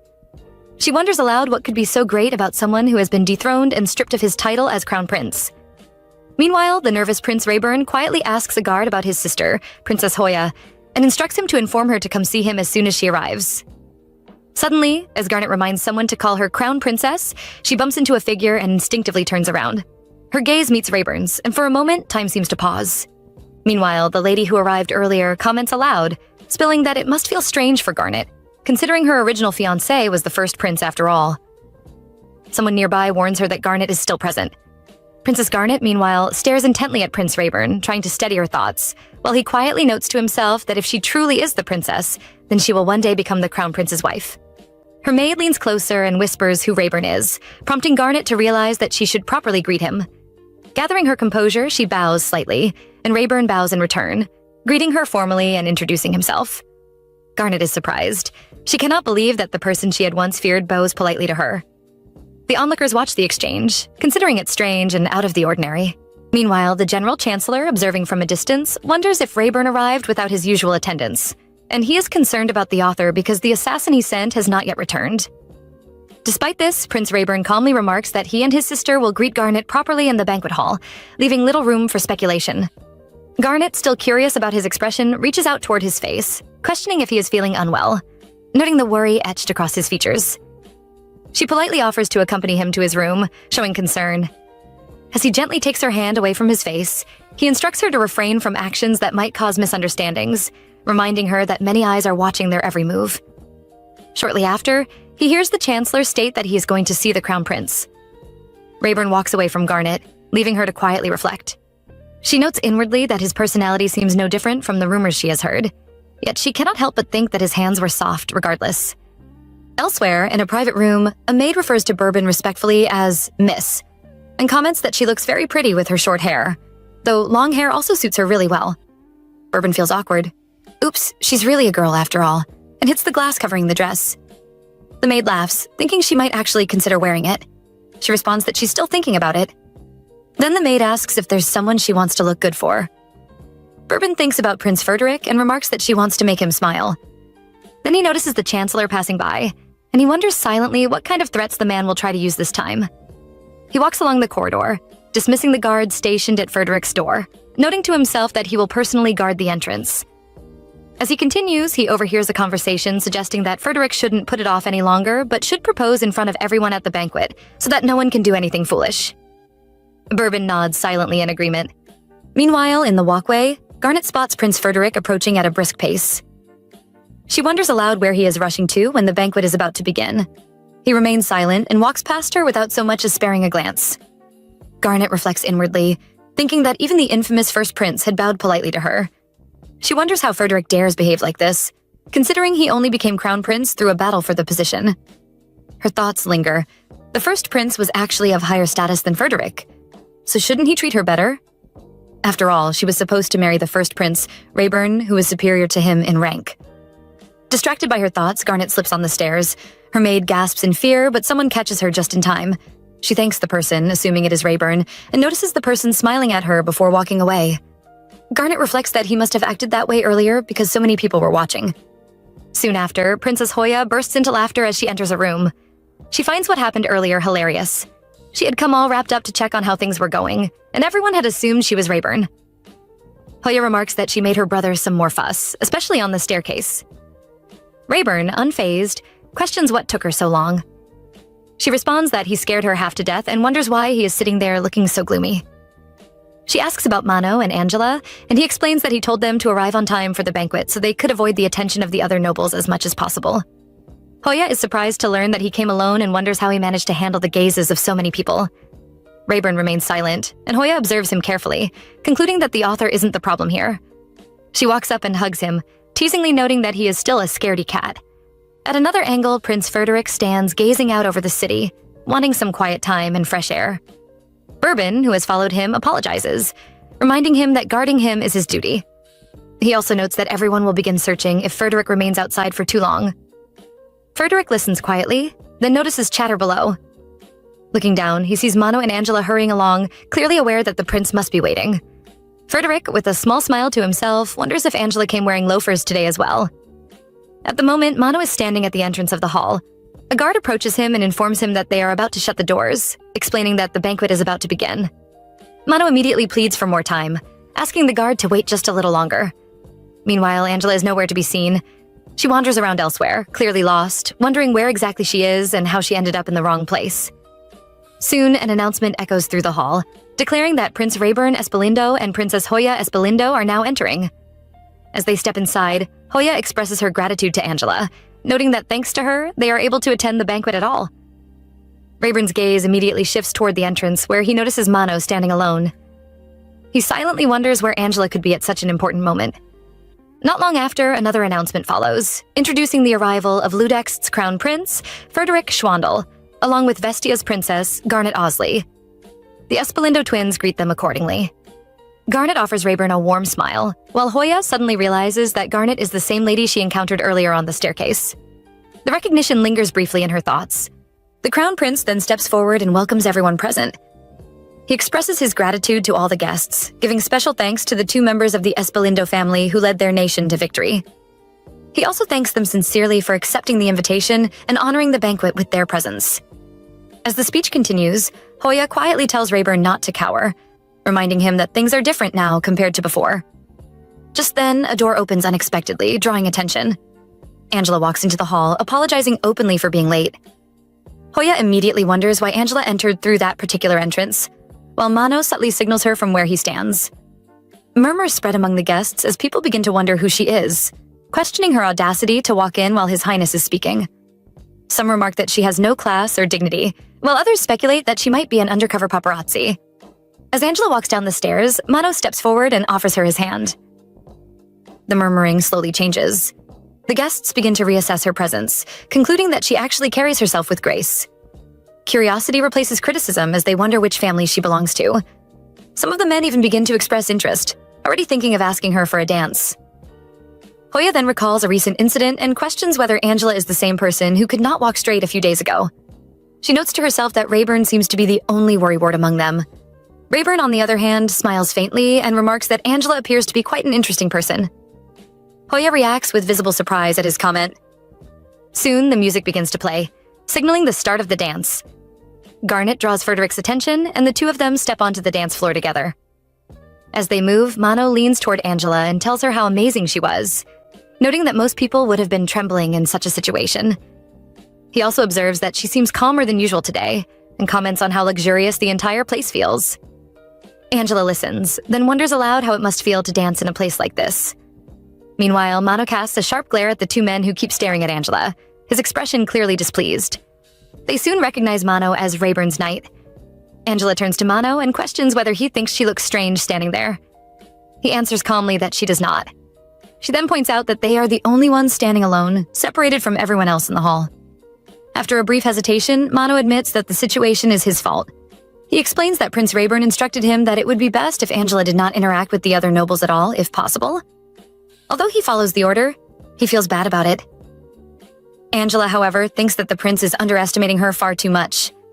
As she looks around, she reflects silently that being in such a luxurious place only makes the distance between them even more obvious.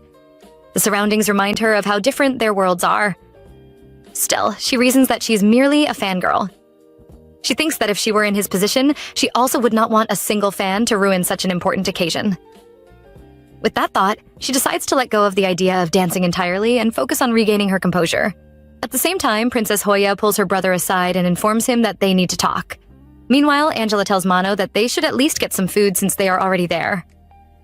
Hoya remarks that it is a relief that people are not paying as much attention to Angela as she initially feared, and she believes there will be no problem as long as Angela continues to lay low. Rayburn listens, yet he cannot stop worrying about her. In the end, Hoya decides to tell him about what happened on the staircase later, concluding that the situation is too complicated to explain right now. Across the hall, Garnet cannot stop glancing in Rayburn's direction. At the same time, the Crown Prince quietly observes Angela's actions from afar. He wants to understand what kind of person she is, but he finds it difficult because there is no one around her except Mano. Hoya suddenly asks Rayburn if he has become attached to Angela, reminding him that she warned him earlier not to. He pauses, wondering if he has even thought about that possibility. A memory surfaces in his mind, recalling the moment he watched Angela dance. Still, he responds that he does not know. Hoya clicks her tongue and tells him to fix his habit of glossing over things with vague answers. Not long after, Garnet notices movement and questions where Prince Frederick is going. Her words draw attention, and the people around her express surprise as Frederick walks across the hall. He stops in front of Angela and asks her for a dance, adding that it would be rude of him to leave a beauty like her standing alone in a corner of the banquet hall. Angela's mouth opens in shock. The surrounding guests murmur among themselves, noting that this is the first time he has ever done something like this. Garnet watches in disbelief, wondering who Angela is and what exactly is going on. Hoya grows visibly worried, while Rayburn instinctively moves forward. She immediately cautions him, warning that it will become strange if he approaches as well. Nearby, Mano wants to decline on Angela's behalf, but Bourbon quietly reminds him that mere knights like them should not interfere in such matters. With that reminder, Mano steps aside and remains silent. Angela understands how strange it would be to refuse the Crown Prince's request. She reminds herself again that she is just a fan and that she is not allowed to ruin an event like this. As Rayburn struggles, he tells his sister to let go of him. At the same time, Angela accepts Prince Frederick's request, placing her hand in his. Hoya slowly realizes that her brother is the one who taught Angela how to dance. She watches the movements more closely. At the same time, the Crown Prince, who is now dancing with Angela, remarks that he is glad to see her again. He asks how her stay at the Duke's mansion has been so far. Angela answers honestly, saying that Rayburn is a kind individual and a wonderful man. Even as she speaks, her gaze shifts slightly, and she wonders why Rayburn looks so sad from behind. Suddenly, their feet bump lightly against each other. Angela immediately apologizes, startled by her own mistake. Frederick reassures her calmly, telling her that there is no need to be nervous. His voice is steady, and it helps ground her. She recalls the Duke's earlier instructions clearly, remembering how he told her to lift her head, keep her eyes on her partner, and follow the rhythm they share. With that thought, she steadies herself. She then tells herself that there is nothing to be sad about. Not here, and not now. Deciding not to let her thoughts drift elsewhere, she focuses on the music and the movement. Frederick notices the change almost immediately. He sees that she is finally smiling, genuinely this time, and he smiles back in response. From a distance, Rayburn watches the two of them. As he observes the scene, he questions what he is doing, thinking that he looks like an idiot standing there. Without lingering any longer, he begins to leave the hall. A lady approaches him and asks for a dance, but he ignores her completely and walks past. The lady, left behind, turns to her friend and comments that his expression was intimidating. She concludes quietly that perhaps novels truly are nothing more than fiction after all. Meanwhile, Frederick asks Angela whether she finds it comfortable dancing with him. She answers that she is grateful because his lead is easy to follow. Hearing this, he feels relieved. Angela, on her part, thinks that her reply sounded surprisingly sophisticated. At the same time, she notes to herself that he must be surprised that she is actually good at dancing. Her eyes drift again toward the direction where Rayburn had been standing earlier. She looks carefully, only to realize that he is no longer there. The realization distracts her for a brief moment. Suddenly, her foot twists awkwardly. Frederick notices immediately and sees that she is wearing loafers. Instead of drawing attention to it, he asks softly if she is all right. In one smooth motion, he covers her with his cape, shielding her and preventing others from noticing her shoe. She apologizes again, admitting that she keeps causing him trouble. Frederick responds calmly, saying that perhaps he should not have insisted in the first place. Angela quickly says that it is all right, trying to ease the moment. He then suggests that they stop dancing there. She nods in agreement, remarking that others are surely waiting for him. With a polite bow of her head, she thanks him sincerely for the dance. As she returns to the side of the hall, Mano immediately notices her and asks if she is all right. She answers that she is fine, then steps outside to get some air. Mano watches her leave, clearly concerned, but saying nothing further. From inside the hall, the Crown Prince keeps his gaze fixed on her retreating figure. Nearby, the Chancellor curses under his breath, noting that Frederick is becoming more and more out of control. As his thoughts churn, he suddenly realizes that the girl Frederick danced with must be the author. This realization unsettles him. He begins to wonder whether the assassination failed after all, and his mind immediately turns toward making new arrangements. Glenn, standing close by, expresses fear when the Chancellor suddenly drops his glasses near him. As he bends to retrieve them, the Chancellor reflects inwardly that a good disguise is truly a double-edged sword. At the same time, he considers the situation a complete mess, because he never imagined that things would spiral into something like this, nor did he expect to be drawn into such complications. Outside the hall, Angela stops and slaps herself lightly, trying to snap out of her thoughts. She wonders what is wrong with her and questions why the Crown Prince would ask her to dance in the first place. She considers whether he was trying to get information out of her, especially since she recently joined the household of his political opposition. Even so, her mind drifts back to his kindness earlier, when he covered her shoes with his cape so no one would notice her loafers. She feels a wave of regret that her shoes slipped off in the first place and silently hopes that Princess Hoya did not see the embarrassing scene. Her thoughts then shift naturally to Prince Rayburn. She turns toward a nearby window and looks through it, spotting him standing there. She wonders what he is doing in that place and what might be going through his mind at that moment. Soon after, Garnet approaches Prince Rayburn and calls out to him. She asks gently whether something is weighing on his mind. From where she stands, Angela suddenly notices Garnet hugging Rayburn, and she cannot hide her surprise at the sight. Angela wonders if the situation between the two of them is appropriate. As she lingers in her thoughts, a lady suddenly approaches her and asks whether she is not the same person who danced with the Crown Prince earlier. The lady continues eagerly, saying that she has been hoping to chat with her, and then questions what Angela is doing standing alone in that area. Angela remains silent, caught off guard.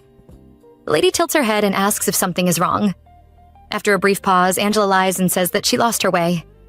The lady laughs lightly and tells her to spill the tea instead, clearly more curious than concerned. Meanwhile, Rayburn pulls Garnet aside, creating distance between them. He notes calmly but firmly that he has already warned her once today. He then adds that he is not sure why she is acting this way, but reminds her that His Highness, the Crown Prince, will start to worry if she remains absent for too long. Garnet scoffs slightly and responds that Frederick does not care about her in the slightest. Still holding Rayburn's hand, she questions how much better everything would have been if he were the one standing by her side as Crown Prince instead. Before Rayburn can respond, Angela suddenly raises her voice, exclaiming about how beautiful the fireworks are in the sky. Both Rayburn and Garnet notice the shout, and Garnet instinctively pushes him away.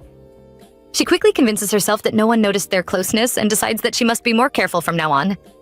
At the same time, she wonders who the people shouting about the fireworks might be. The lady standing near Angela suddenly recognizes Rayburn. As Rayburn notices Angela, he steps back into the hall. From where she stands, Angela begins to wonder whether she did the right thing by drawing attention earlier. As Rayburn walks through the doorway, Garnet follows after him and apologizes for pushing him away earlier. He responds evenly, saying that it is fine and that he will pretend he did not hear what she said back then. Garnet, however, interprets his calmness differently. She believes that he must have feelings for her as well and questions him about it directly.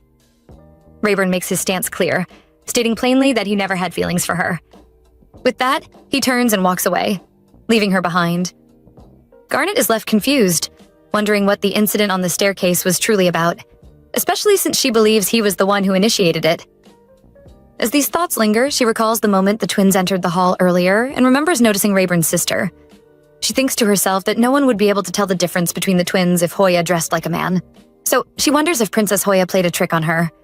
Meanwhile, Mano, who is standing at the entrance, notes that Angela is taking an unusually long time. Suddenly, he hears a lady telling others that she just met Angela, and he assumes that Angela must be feeling better now. Hoya then calls Mano's attention. He responds and explains that he was about to leave to find Angela. She gives him a task to carry out while he searches for her. Angela is sitting in a quiet room as thoughts run through her mind. She notes that if she asks the prince about what happened earlier, he will not tell her the truth.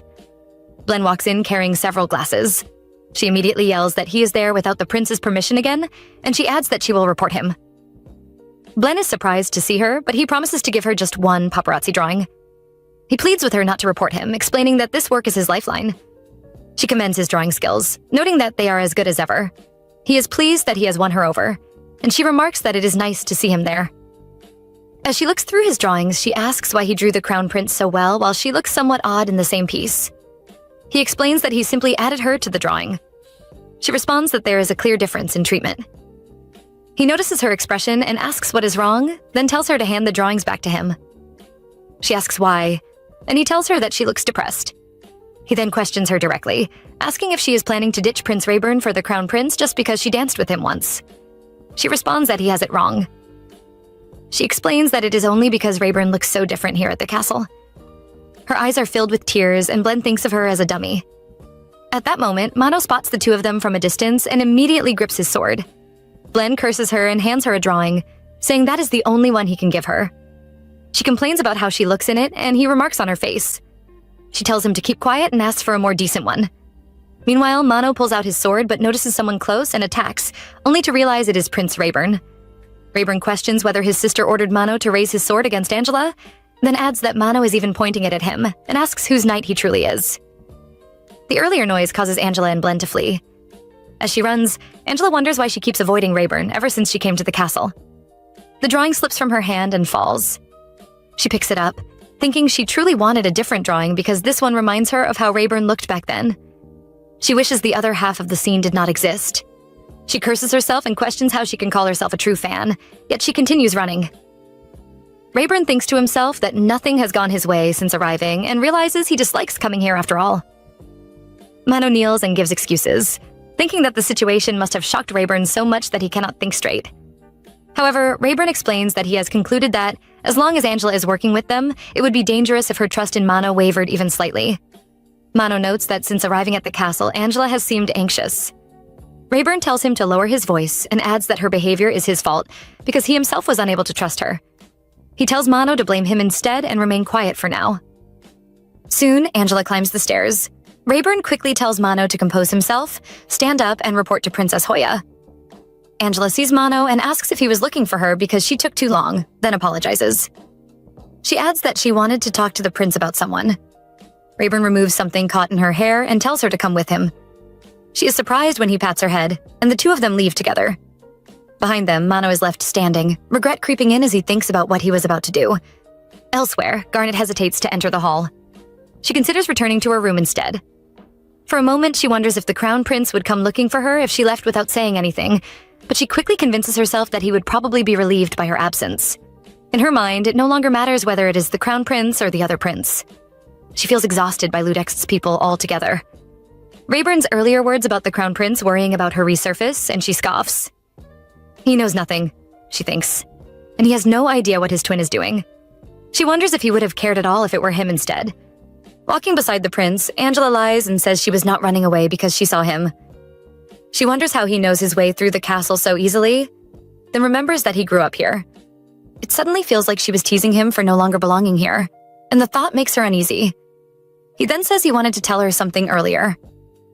When she asks what it is, silence settles between them as he looks at her. She closes her eyes, but he tells her to open them and shows her how to properly wear the cape over her dress. She realizes she had gotten excited over nothing. He asks if she has any idea how hard it was for him to hold back his laughter because of her. She wonders if it was really that funny. Seeing him laugh like that, so openly, feels strange and unfamiliar.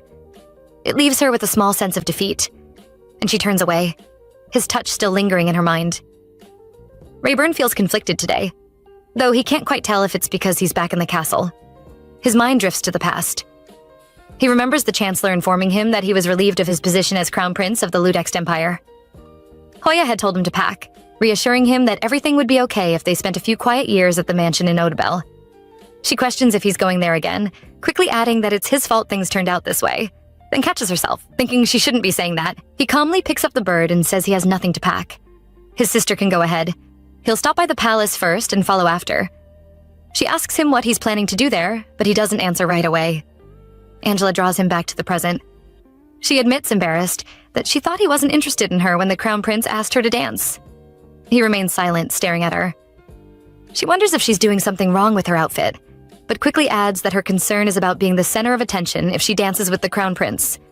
She asks if he wasn't worried she'd make a mistake. He responds that he couldn't bear to watch, which surprises her, as she hadn't expected him to care so much. She hesitates, then asks about what happened earlier on the terrace with the future Crown Princess. He thinks it's no different from gossiping. There's nothing he can really say. His mind drifts again. He recalls the warnings. Twins bring bloodshed? The bishop's words were right. The first empress, their mother, pleads for reason, while the general explains the second empress. His younger sister was assassinated. Rayburn listens, fuming, questioning if the first empress even knows about the terrible rumors circulating outside. The man reading asks the king if he should continue, and His Majesty agrees. Back in the present, Angela wonders why he isn't answering her like usual.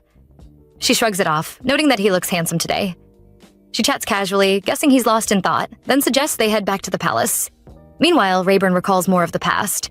His sister had warned that she couldn't stop him from going if he had to, even amid everything happening. He would have to take an ordinary carriage. Old Man Mac, their coachman, and nearly everyone else had already left. She may not know what's waiting there. Rayburn's attention snaps back as he sees her moving to leave. He stops her gently, saying he's afraid and can't explain what happened on the terrace just yet. She smiles and responds that she can't wait until he's ready to explain. Then she admits that she thought he approached her because of what she just said. Curious, he asks what she meant, and she tells him she said she wanted to dance with him.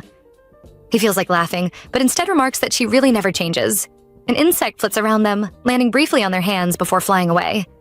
Finally, he agrees to dance, noting that she's worked hard all week, but he insists they stay here, as he isn't going back to the banquet hall. She accepts gladly. Meanwhile, in the hall, Princess Hoya reflects on Rayburn.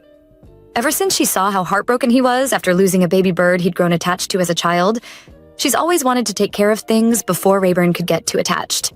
She hated seeing him whine when they shared the same face, but when the time came, she doubted herself and pushed the decision to Mano. If Mano and Rayburn chose to trust Angela, she reasons, then Angela must be worthy of that trust. Gossip spreads that Rayburn apparently rejected some ladies rather harshly earlier. Some people wonder why the new scholar isn't present, noting they had so many questions for her. Others say that Madame Lowell went to look for her. Meanwhile, many consider the Crown Prince reliable because he is staying until the end of the banquet. Someone approaches Rayburn to ask about the Princess Garnet announcement. He declines, noting he has nothing to announce. With the chatter around him, Hoya steps forward and asks one of the nobles to dance. Mano is surprised and wonders if she thinks everything will turn out fine, since new rumors are bound to spread after the banquet. She calmly responds that things are going the way Frederick wants for now, but it doesn't matter. As long as the author is on their side, they only need to keep their focus on the bigger picture. Outside, Glenn is absorbed in sketching Rayburn and Angela as they dance. He feels relieved, finally able to put effort into a scene he truly wants to draw. Lady Lowell and the others notice the pair dancing and are surprised by how beautiful the scene is. They remark that Rayburn looked cold earlier, but now, he clearly has a romantic side, just like in the novel. The General Chancellor overhears the ladies discussing the story and mutters in frustration, noting that they're really getting on his nerves. Back then, the General Chancellor wondered how long Frederick intended to keep whining. He remarked that his mother would be upset to see him like that, then handed him a robe and instructed him to wear it. His Majesty was holding a conference that evening regarding Crown Prince Rayburn. Frederick asked fearfully why, but the Chancellor told him not to ask unnecessary questions. He added that it was for his older sister, so Frederick just needed to obey. It's all a dream. Frederick wakes up thinking he didn't expect disobeying his uncle's order to marry to be this exhausting. He remembers that he didn't even go see him after the ball and wonders if his uncle has finally given up, but he knows better. He wouldn't give up so easily. Outside his room, the guards change shifts.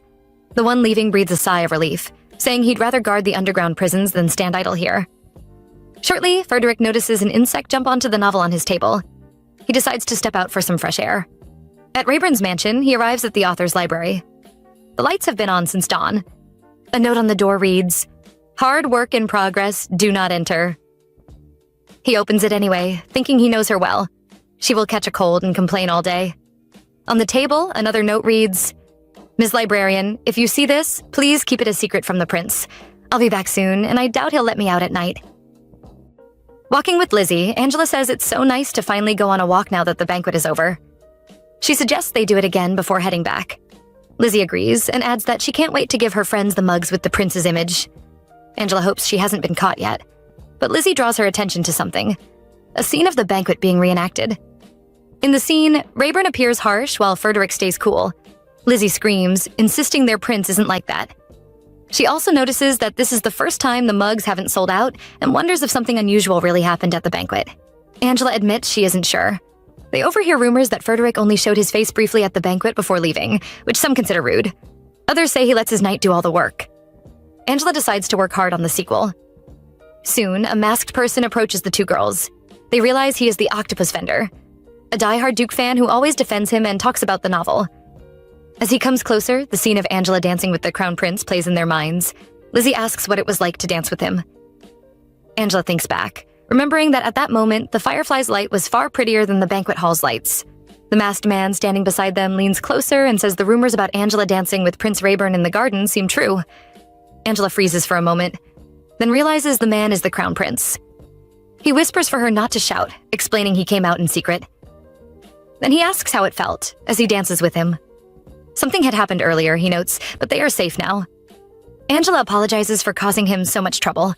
He smiles and says it's thanks to her friend that he was able to escape after all. She laughs, marveling at how things turned out this way.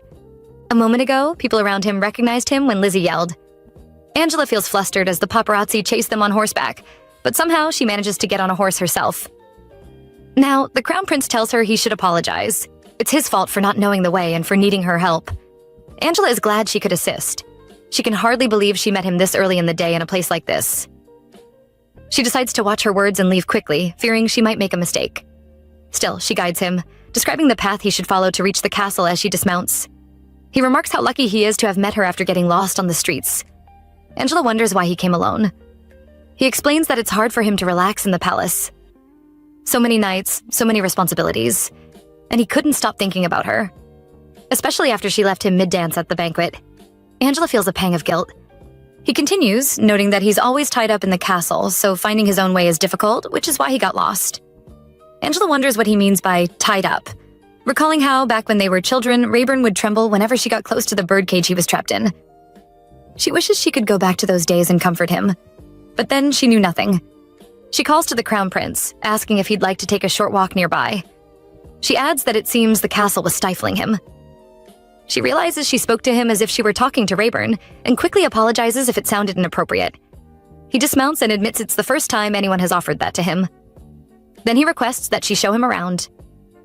Angela notices the pure joy on his face. He smiles like a child, and there's no way it's an act. Meanwhile, Prince Rayburn searches for Angela, concerned. People around continue talking about him as he looks around. They find him scary, having heard how he drove away the nobles at the banquet. Shortly, he shows them a sketch and asks if they've seen the person in it. They recognize her as Antenna, as they normally call Angela, and say they saw her earlier. They explain that she went toward the back end of the street on a horse with someone wearing a red cape. He echoes, "A cape?" They confirm it. He wonders if it's one of the Chancellor's men and fears she might be in danger. Without hesitation, he hurries toward the path. The two people are thrilled that the prince talks to them. They quickly get into their carriage, deciding to follow him and notice his hands trembling. Meanwhile, Angela can't believe she's going on a walk with a member of the prince's political opposition. Soon, she notices that the merch vendors from the night market are still around. The crown prince comments on how much there is to do in the dukedom. A woman approaches, asking if he's cosplaying as the crown prince. She jokes that he would also look good dressed as the prince from The Rise and continues marketing her goods. Wanting a break from the merchandise, Angela suggests they try the dart games. The crown prince notes that it's harder than archery. As she plays, she asks him questions and eventually wonders what he thinks about coming for walks occasionally with the future crown princess. She reasons it must be suffocating for her to stay in the castle all the time. Shortly after, she wins first place. The man in charge marvels at her skill and prepares the prize. She whispers that she wants to give the prize as a present to the crown prince. She collects the prize, a doll of Rayburn holding a rose, and decides to keep it. The crown prince nods, noting he can't bring the doll with him back to the castle. He thanks her for the day, saying it was fun. Angela admits she was worried she'd only be a nuisance. They approach the horse he had checked in earlier. He calls her and asks if she knows why he requested a dance from her at the banquet. From afar, Prince Rayburn spots them. He expresses surprise and thinks he should have at least brought a dagger along. As he approaches, he grabs a crate from a carriage, noting that he's borrowing it for a moment. Getting closer, he throws it at the crown prince, but someone appears instantly, knocking it away. He thinks there might be more than one of them, only to notice it's Frederick. Meanwhile, Bourbon, who blocked the item earlier, apologizes for tailing him and notes that it's time to go back since he's been away too long. Holding his hand, Angela asks if His Highness is hurt and wonders who would dare do such a thing. She thinks it might be Rayburn. People around are already talking about the incident. Frederick decides to take his leave before things escalate further. He tells her to pass his greetings to the Duke, since the Duke will probably know it was him. She accepts and asks what he was about to say earlier. He responds that they should save that for another day, and casually asks if she would accompany him on another stroll if there's a chance. She hesitates, unsure how to answer, and he leaves. Angela thinks the commotion might die down for a while after the banquet, but she decides to go pay for the dolls she picked up from the items thrown at the crown prince. She spots Rayburn standing there, speechless and looking sad. She tries to explain why she snuck out. He is about to say something when someone throws an egg at him, questioning why he is dressed like the prince so early in the morning. They claim the novel was just a ploy to boast the Duke's image and call it a waste of money. He ignores them and covers his face. Angela moves closer, asking if he's all right. She notes to herself that he probably didn't know the crate he threw was full of merch, but people might still misunderstand. He admits that even if he had known, he still would have thrown it. Angela feels sad. In his mind, he reasons that it was a situation where he had no choice. Meanwhile, Bourbon, holding a doll of the crown prince, wonders if he can really fix things. He notices Frederick looking sad, but it seems that coming out of the castle has been good for him. Shortly, some guards inform him that the general is looking for him. The moment the summons from the general arrives, Prince Frederick heads toward the meeting room with his guard and Miss Bourbon. Before long, they reach the door, and the guard stops, informing the prince that he will remain outside on watch. Frederick enters and immediately finds the general standing by the window. Respectfully, he asks why he was called. However, something already feels strange. The general turns toward him and casually calls him Frederick, speaking far more informally than usual. That alone catches the prince off guard. This is the same man who always insists on protecting the crown prince's image above all else, yet now he is acting completely differently in front of other knights. Meanwhile, the general's bedroom guards are present, and Frederick notices their dissatisfied expressions. They had previously complained that they would rather guard the prince underground than stand around doing nothing. As the tension quietly builds, the general closes the blinds and suddenly asks whether Frederick enjoyed his little outdoor adventure. The atmosphere immediately becomes uncomfortable. Sensing something is wrong, Bourbon orders the knights to leave. Unsure whether she should leave as well, she starts to follow them. Unfortunately, before anyone can take another step, the general explodes with fury. He rushes forward, draws his sword, and accuses Frederick of being responsible for what happened. Then, In a horrifying instant, he cuts down the two knights who were trying to leave. Blood drips from the blade as he coldly declares that they would still be alive if Frederick had not left his room for such foolish reasons. As if that were not terrifying enough, he turns toward Bourbon and warns her that she has no more chances left. If she wishes to keep her honor, she had better behave herself. Bourbon is left completely speechless. Yet the general acts as though nothing unusual has happened, simply informing them that there is a meeting in the morning and that they should stop wasting time and prepare. When Frederick asks what the meeting concerns, the answer comes immediately. It is about his fiancée, Garnet Osley.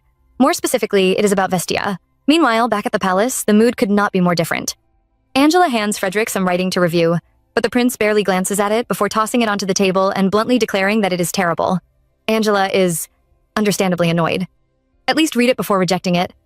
Frederick insists that he already has and that it still sucks. Watching from the side, Sermano cannot help noticing how much more comfortable the two have become around each other since the banquet. Thankfully, whatever happened there seems to have brought them closer. Eventually, Frederick takes the script back and actually looks through it. One section immediately catches his attention. He questions whether it is really necessary to describe the protagonist dancing with the Schwandel family. Angela quickly clarifies that she means the crown prince. Her reasoning is simple. If she only writes about him, people may think the story is fake, so she planned to include a small section involving the other family. She even offers to remove it and simplify the scene if necessary. Surprisingly, Frederick rejects that idea too. Instead, he lets out a small laugh and simply tells her to rewrite it. At that moment, Sermano is reminded of the nightmare that occurred during the banquet. The memory flashes through his mind as Frederick suddenly stands up and starts walking away. Concerned, Sermano asks where he is going. The answer is short, direct, and leaves no room for argument. Yes, he is going somewhere. And no, nobody is to follow him. Just like that, the prince walks off alone, leaving behind unanswered questions and an uneasy feeling that something much bigger is beginning to unfold. After being rejected for what feels like the 100th time but is actually the 9th, Angela can only sit there in defeat. Meanwhile, Sermano watches the whole thing and cannot help feeling confused. Just a moment ago, he thought she and the prince had become much closer. Still, instead of dwelling on it, he offers to help. There is no point endlessly rewriting the same thing alone. Angela smiles awkwardly and explains that she has been trying to keep the same writing style she used when she was younger, which is exactly why it is not very good. Things like Prince Opar make her cringe just thinking about them.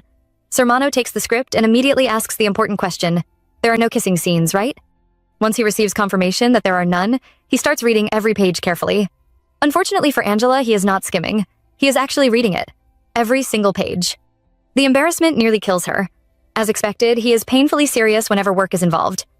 After some time, he finally gives his opinion. The story itself has no major problems, but there is one issue. The Duke is portrayed as someone who has no interest in the throne. If they leave it that way, all they will gain is popularity. They need something more. They need to strengthen his claim to the throne as well. Angela is surprised by the direction of the criticism. She had based the story on reality, and adding ambitions that do not exist feels wrong. However, Sermano immediately corrects her. There was a time when His Grace absolutely wanted to become emperor. Then he shares something deeply personal. He reveals that he was born a commoner and fought his way into the Imperial Knights through sheer effort. Even after all that hard work, people still mocked him as a filthy street rat and a disgrace to the Knights. Nobody respected him. Nobody acknowledged him. Then everything changed. The Duke personally chose him as his guard and proudly introduced him in front of the other knights, telling him to stand tall because he was now serving the man who would become the next emperor. The circumstances may have changed over the years, but Sermano still wants people to see that side of the Duke. A man who is confident, ambitious, and unafraid to stand openly before others. Listening to all this, Angela is stunned. She had always assumed Sermano was a noble from birth because he seemed so perfect. Now she realizes he climbed all the way up through hard work alone. Both men are amazing in their own way. Looking at the paper boat resting on the table, she quietly thinks about the prince she knows now and wonders how different he is from the man Sermano is describing. Before leaving, Sermano tells her to think carefully about what he said. The story is fun after all. Even though the compliment softens the blow a little, Angela still feels rejected. Just then, the librarian approaches and politely asks whether the young scholar is having trouble with something. Angela nearly jumps out of her seat when she realizes her writing is lying openly on the table. She quickly covers it and insists that everything is fine. However, before anyone can relax, Rebecca bursts through the door in a panic and immediately asks whether His Grace secretly went out again. The answer is yes. He left only moments ago. The look on Rebecca's face says everything. Oh no. Outside, a new problem has already arrived. Guards have gathered at the mansion gate, forcing Sermano and the others to go investigate. Upon seeing them, he immediately questions whether it is appropriate for the imperial family to appear unannounced with a carriage in tow. One of the knights removes his helmet and calmly explains the situation. He has come under orders to bring the Vestian scholar currently staying at Duke Rayburn Espelindo's mansion to the imperial estate. According to him, the order was issued after the previous meeting. The moment Angela hears the words Vestian scholar, her heart nearly stops. Of course, she had been hiding her true identity by claiming she came from Vestia. Before she can react further, Sermano firmly refuses. He knows nothing about this supposed meeting, and his grace is not even present. No matter whose orders they carry, they should return after the Duke comes back. Then, unexpectedly, laughter drifts from inside the carriage. Someone steps out and casually comments that Sermano really did turn them away at the door. The confidence in that voice instantly changes the atmosphere. Then comes the final shock. The newcomer announces that everything is fine because the scholar will be going with her. And when everyone finally sees who stepped out of the carriage, they are left completely stunned. It is Miss Hoya. Meanwhile, somewhere else, someone is tearing through a room in a frantic search. Drawers are opened, things are tossed around, and before long, a terrible realization hits. The item they are looking for is not there. It is really gone. However, at the Imperial Palace, a completely different problem is waiting.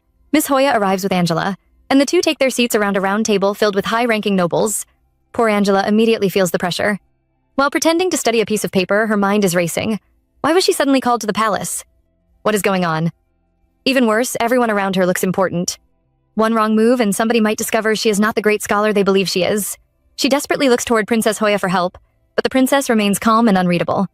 During the carriage ride, she barely spoke and did not even call her author. At that point, Angela decides the safest plan is to stay quiet. Unfortunately, fate has other ideas. The moment the crown prince is announced, she nearly chokes on her tea. As he enters and apologizes for being late, people quickly point out that the scholar has been disrespectful ever since the banquet. Thankfully, the prince simply tells everyone to sit down before explaining the reason for the gathering. The Ludex Empire is currently at war with the Kingdom of Talon across the sea, and their only ally is Vestia, home of the future Crown Princess Garnet. Because trust between the two nations is critical, a newly discovered document has created a serious problem. It was written using a code known only to the Vestian royal family. Directly questioning Princess Garnet could damage relations, so instead the Empire has gathered its finest scholars to secretly decipher the document first. The explanation only makes Angela feel worse. Vestia is exactly the country she has been pretending to come from in order to hide her lack of knowledge about Ludex. What terrible timing. Then things become even more uncomfortable when the Crown Prince explains that the Espalindo family has joined the effort because of the importance of the matter. Princess Hoya smoothly supports the decision, but the general suddenly fixes his gaze on Angela. He points out how interesting it is that a scholar from Vestia appears just as an incident involving Vestia occurs. Ouch! Our girl is practically trembling inside. Thankfully, Princess Hoya immediately steps in, brushing aside his suspicion and confidently declaring that her family does not let just anyone enter their household. The general backs down with an apology, though not before commenting on how bold the Espalindo family remains. Hoya fires back just as calmly, remarking that the general himself seems much bolder than before and that he reminds her of the past. The tension is thick enough to cut with a knife. Quietly, Hoya reaches over and touches Angela's hand, offering reassurance. Looking around at the people working for the Empire, Angela begins wondering if she can become useful too if she works as hard as Sermano. Meanwhile, the general folds his arms, clearly unimpressed. Then, out of nowhere, the Crown Prince glances toward Angela and casually repeats her earlier words about the coffee being bitter. That strange little comment leaves her completely confused. Did he just copy what she said? Before she can think about it any longer, the general pushes the meeting forward, and the prince announces the final decision. For the next 5 days, all of the scholars gathered here will remain in the main palace and work on decoding the mysterious document. Just like that, Angela finds herself trapped in the middle of a sensitive political mystery tied directly to the country she has been pretending to come from. Back at the mansion, Prince Rayburn finally returns home only to discover that Miss Scholar is nowhere to be found. Sermano quickly explains that Princess Hoya took her to the central palace and that Sir Thorode came along as well. Realizing what happened, the prince simply remarks that he arrived too late and calmly thanks Sermano for taking care of things. The poor knight seems more concerned than the Duke himself and tries to continue the conversation, but Rayburn cuts him off, announcing that he is going to sleep and that everyone can leave. Sermano can only stand there awkwardly, wondering why the man looks so indifferent. Isn't he worried about Miss Angela at all? After wishing him a good rest, he leaves the room. However, things immediately become suspicious. Rayburn quietly sips his tea and glances at the toys Angela left behind. Then a servant arrives to check on him, worried because he never came down for breakfast. But when the servant and maid inspect the bed, they discover nothing but a blanket covering a pile of toys. The Duke is gone. Again. Moments later, panic spreads through the mansion as they rush off to tell Sermano that his grace has disappeared. Meanwhile, at the palace, all the scholars remain inside the secret library except for one person. Angela. Our girl is wandering through the enormous palace grounds completely lost. She only stepped out because her head hurt, but now she cannot stop worrying. How is anyone supposed to crack a secret code used only by the Vestian royal family in just 5 days? Even the fanfiction she wrote about the prince was rejected, and at least she had some information for that. She wonders whether the prince already knows what happened to her. Last time, he came looking for her right away, but lately he seems upset and avoids the palace. She probably will not see him until all of this is over. Determined to handle things herself, she decides to gather information little by little, just like Sermano would. Unfortunately, she knows almost nothing about present-day Vestia. Then, by chance, she overhears two maids talking after dropping food. They mention that the future crown princess barely eats anymore and has been talking constantly about her homeland. The moment Angela hears Vestia, her ears practically perk up. She offers to help the maids clean up and ends up chatting with them. Before long, word spreads among the palace staff that the young scholar from the Espalindo family is surprisingly easy to talk to. People even find themselves asking her for advice and forgetting that she is supposedly a high-ranking noble. Sitting alone afterward, Angela realizes she gathered plenty of rumors, but what she really needs is information directly connected to Vestia. Just then, a shadow appears over her, and she looks up to find the crown prince standing there. Instantly startled, she jumps to her feet.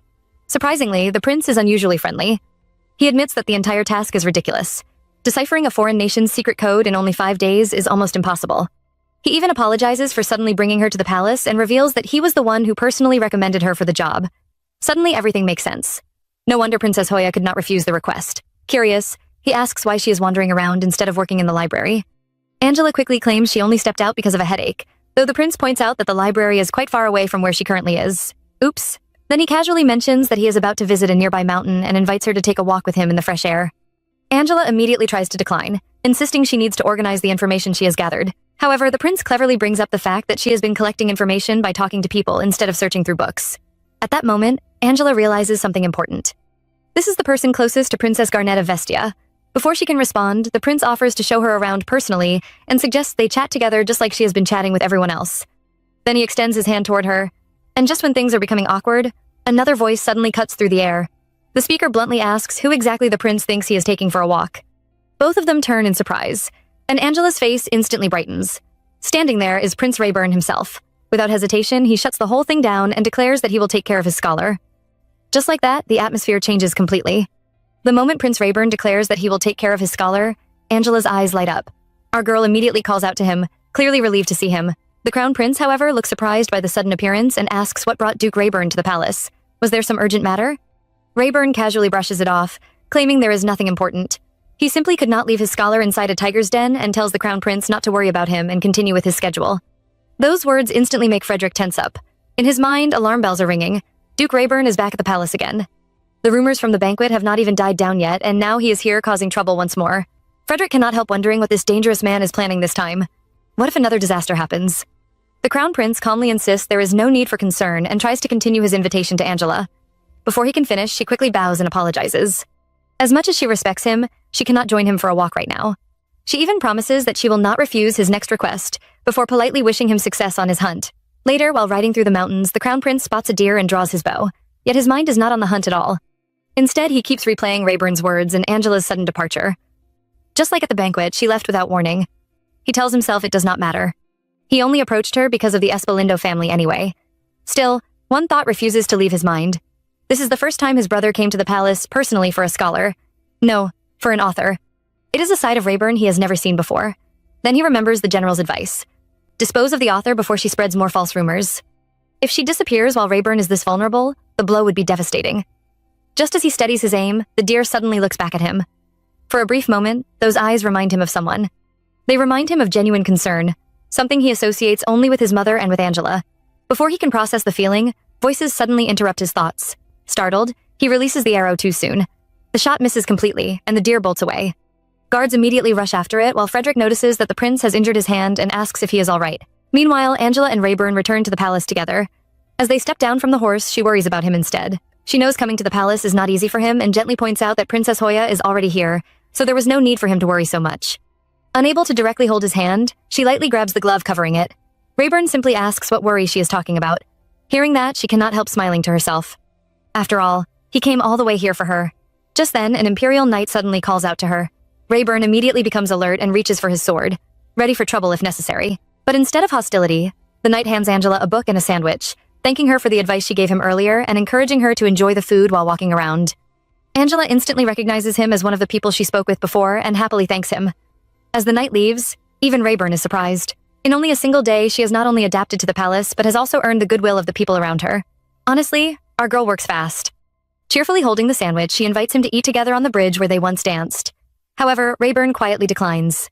There are simply too many people around the palace during the day. And with that simple answer, the two continue on, while the tension surrounding them, the crown prince, and the palace itself continues to grow. Angela is still burning from that instant rejection. In her mind, she cannot stop thinking about how strange it feels. The man who usually speaks so casually had actually used honorifics and called her Miss Scholar. Suddenly, it clicks. Maybe he is being careful because of the people around them, just like Princess Hoya does. And honestly, that side of him feels so unfamiliar that she finds it cute. The urge to tease him becomes impossible to resist, so she steps right in front of him and asks if he was worried about her. Without missing a beat, Prince Raybon denies it. No, Miss Scholar. Simple. Direct. Yet Angela is not convinced for even a second. She points out that he would not be standing here if he was not worried. Once again, he tries to deny it, but before he can finish, she catches something important. He accidentally speaks informally. Gotcha. Immediately, she points it out. The poor prince tries to explain himself, but before the conversation can continue, voices drift toward them from nearby. People are approaching, and their words make the atmosphere tense. Duke Raybon is here at the castle. We should be on the alert. Even here, people are still watching him, still judging him, still whispering behind his back. Meanwhile, Angela refuses to let him escape the question. She keeps pressing him for the truth, promising to pretend she never heard his informal speech if he just admits it. Finally, after all the dodging and denial, he leans closer and gives an answer that completely catches her off guard. Ever since long ago, you have been disappearing on me without a word. So, of course, I was worried. Then he sighs and reminds her that the castle is actually more dangerous during the day than at night. There are more people listening, more eyes watching, more chances for trouble. He tells her to always be careful and asks if she understands. And wow, our girl is completely stunned. Her heart suddenly starts pounding so loudly that she can barely think straight. Desperate to hide her reaction, she abruptly leans against him and asks if Otto is okay. Naturally, he is caught off guard and has absolutely no idea what she is doing. Angela quickly comes up with an excuse, claiming he is standing too close and that people might misunderstand if they see them together. But the truth is already obvious. She is the one struggling to stay calm after hearing those words. The phrase "ever since long ago" keeps echoing in her head. Her heart refuses to settle down. Embarrassed beyond belief, she finally pulls away, apologizes, and awkwardly laughs. Then she thanks him for worrying about her, even if she calls it empty talk. Before things become any more awkward, she practically flees the scene. But as she hurries away, she accidentally drops her book. Watching her leave, the prince picks it up and can only think one thing. Geez, how am I not supposed to worry? You are the one who came closer. Meanwhile, inside the palace, some of the nobles decide to step outside for fresh air. However, something else is happening in the shadows. Someone is secretly watching. Hidden above the stairs, an unknown figure studies the people gathered in the palace and quickly becomes suspicious. Most of them do not even look like scholars. In fact, many faces are completely unfamiliar. The person begins connecting the dots and suspects that the mysterious document was discovered when it arrived. Then attention shifts toward one particular person, Angela. The observer notices her immediately and focuses on her movements. At the same time, Angela is wandering through the palace, trying to figure out where she is. Then suddenly, she stops. For a brief moment, she feels as though somebody is watching her. She turns and looks around. Nothing. No one is there. At least, that is what it seems. I thought someone was there. Am I seeing things? Unfortunately for her, she is not imagining anything at all. Someone really is watching. And as if things were not already suspicious enough, another pair of eyes lands on her. A blue-haired princess notices Angela and immediately freezes. Recognition flashes across her face. That blonde hair. She knows exactly who this girl is. It is the same girl she encountered before. The shock is impossible to hide. Why is she here? Meanwhile, the blue-haired princess quietly follows Angela through the palace, carefully matching every step she takes. The more she watches, the more suspicious she becomes. In her mind, this blonde woman from the Espalindo family cannot be ignored. Everyone claims she is from Vestia, and that immediately raises questions. Could she be connected to the disappearance of the document? And if so, how did the Espalindos even know what the document was? Still, another problem appears. She has followed Angela so far that she has wandered into a part of the palace she has never visited before. Honestly, how far is this girl even going? Meanwhile, Angela is completely unaware that someone is trailing her. Her thoughts are still stuck on Prince Raybon's words, ever since long ago. For the first time, he openly acknowledges that he remembers her, and that single sentence keeps replaying in her head. Because of that distraction, she accidentally walks into a dark room without realizing it. Looking around, she immediately notices how dim it is and realizes she has entered someone else's room by mistake. Deciding to leave before she causes trouble, her eyes suddenly land on a document resting on a table. To her surprise, it looks exactly like the documents from the meeting. Before she can think any further, footsteps approach the door. Instantly, panic hits. With nowhere else to go, she dives into a cupboard and hides. Outside, the blue-haired princess watches everything unfold from behind a pillar and becomes even more confused. What is going on here? Even the general is involved. Things have suddenly become far more serious than she expected. A guard takes position at the entrance, but before long, he notices movement behind the pillar. Uh-oh. The princess immediately realizes she may have been spotted. At that same moment, Prince Raybon, who has been observing from above, sees that there is no way for her to escape. Without hesitation, he moves in and pulls her away from the danger. Back inside the room, things become even more terrifying. One of the knights begins searching every possible hiding place while carrying a knife. The general impatiently asks him to get to the point, but the knight insists there are plenty of places for sneaky rats to hide. And, unfortunately, our girl Angela is one of those rats at the moment. Curled up inside the cupboard, she desperately tries to think of a way out of this mess. Then her blood runs cold. The knife starts moving toward the very cupboard she is hiding in. As if things were not already bad enough, another guard stationed outside suddenly notices something strange. Looking down from the balcony, he spots Crown Prince Frederick returning from his hunt far earlier than expected. Confused, he immediately heads back inside to report it. Meanwhile, Prince Raybon is hanging from the side railing outside, firmly holding the blue-haired princess to keep her hidden. She is completely terrified. Forget the danger for a second. Where in the world is this man even standing? Thankfully for Angela, the approaching disaster is interrupted at the last possible moment. Just as the knight is about to search her cupboard, a knock sounds at the door. A messenger enters and announces that the Crown Prince has returned from his hunt ahead of schedule. The general is visibly annoyed by the news, but it changes everything. The knight abandons the cupboard and leaves it alone. Inside, Angela can barely believe her luck. She was seconds away from being discovered. Worse, that knife had looked very real. Her hands tremble as she realizes how close she came to disaster. Then, before she can calm down, the situation takes yet another unexpected turn. Someone enters the room and begins speaking with the general. A voice reaches Angela's ears from outside the cupboard, and immediately she recognizes it. Wait, that voice. The general comments that the newcomer is still as nosy as ever when it comes to Frederick's affairs. Then he questions why such an important matter required a secret meeting and points out that they are hardly close enough to be meeting privately. The answer comes quickly, and Angela's eyes widen inside the darkness. The voice belongs to Princess Hoya herself, hidden beneath a hoodie. Clearly irritated, the princess fires back that she does not want to be here either. And just like that, Angela finds herself trapped inside a cupboard while listening to what appears to be a secret meeting between Princess Hoya and the general. Meanwhile, outside the room, Prince Raybon carefully lowers himself from the side railing after helping the person who had been spying from behind the pillar. Frustration immediately hits him. In his mind, this entire situation could have been avoided if he had simply stayed with Angela. Instead, he chose to follow her from a distance, and now everything has become a complete mess. Still, another question bothers him even more. Why is Hoya meeting secretly with the General Chancellor? He trusts Hoya when it comes to protecting others, but this situation feels strange. Nevertheless, he convinces himself that everything will probably be fine. Beside him, the blue-haired princess is having problems of her own. She is already annoyed and just wants to get back to the balcony. After all, Prince Raybon saved her, and she appreciates that, but being stuck here is hardly comfortable. Then she suddenly recognizes who is standing beside her. The realization hits like a bolt of lightning. Duke Raybon. Instantly, suspicion rises. What trick is he trying to play this time? She refuses to be fooled again. Acting on impulse, she tries to move away, but things go horribly wrong. Before she knows it, she slips from the side railing and falls. For a split second, everything freezes. Then Raybon reacts immediately, reaching out and grabbing her before she can fall. The princess stares at him in complete disbelief. This is the same Duke Raybon who always brushes her off. Why would he save her? Moments later, cold water from the waterfall splashes over her. The freezing temperature snaps her back to reality. Looking at him, she asks if he is all right. Instead of worrying about himself, Raybon pulls her safely out of the water and immediately checks on her condition. He apologizes for getting her soaked and asks if she is hurt anywhere. Thankfully, she is not injured. At that moment, it becomes clear that the person sneaking around and eavesdropping earlier was not Angela at all. It was the princess herself, secretly spying on Princess Hoya. Meanwhile, inside the general's room, the tension reaches a completely different level. Princess Hoya directly confronts the General Chancellor, accusing him of suspecting that the Espalindo family is plotting something involving their ally, Vestia. According to her, he wants them to reveal their plans so he can strengthen his own position within the imperial family. The general only laughs at her accusation. He points out that she seemed confident during the meeting earlier, yet she must have been far more worried than she appeared. Hoya immediately fires back, reminding him that his dirty tricks had worked against them in the past. That comment clearly strikes a nerve. The general slams his teacup onto the table and demands proof that they have plotted anything again. Hoya calmly admits that she does not know. Inside, however, the general is furious. The look in her eyes reminds him of Raybon himself, and he finds it just as infuriating. To him, both of them are insolent. Still, his anger quickly shifts into curiosity. Suddenly, he realizes something.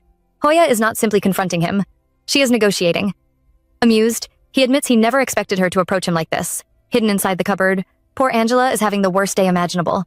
First, she nearly gets discovered by a knife-wielding guard, and now she is trapped listening to a conversation she absolutely should not be hearing. The deeper the discussion goes, the more uncomfortable she becomes. Then the general finally gets to the point. If he hypothetically agrees to reveal information, what exactly will Hoya offer in return? The room falls heavy with tension.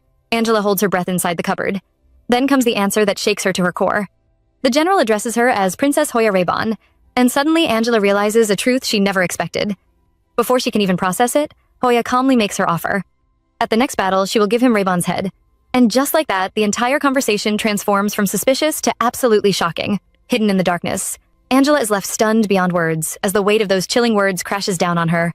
Angela is still hiding inside the cupboard, and honestly, our girl is completely stunned. Meanwhile, the general bursts into laughter. To him, the whole thing sounds ridiculous. He admits that he was wondering where the conversation was going, but he never expected something like this. He laughs again and says he never took Hoya for such a jokester. In fact, he feels like he just wasted his time listening to a pointless joke and decides they should leave. But Hoya does not back down even a little. Instead, she asks why she would joke about an offer like that.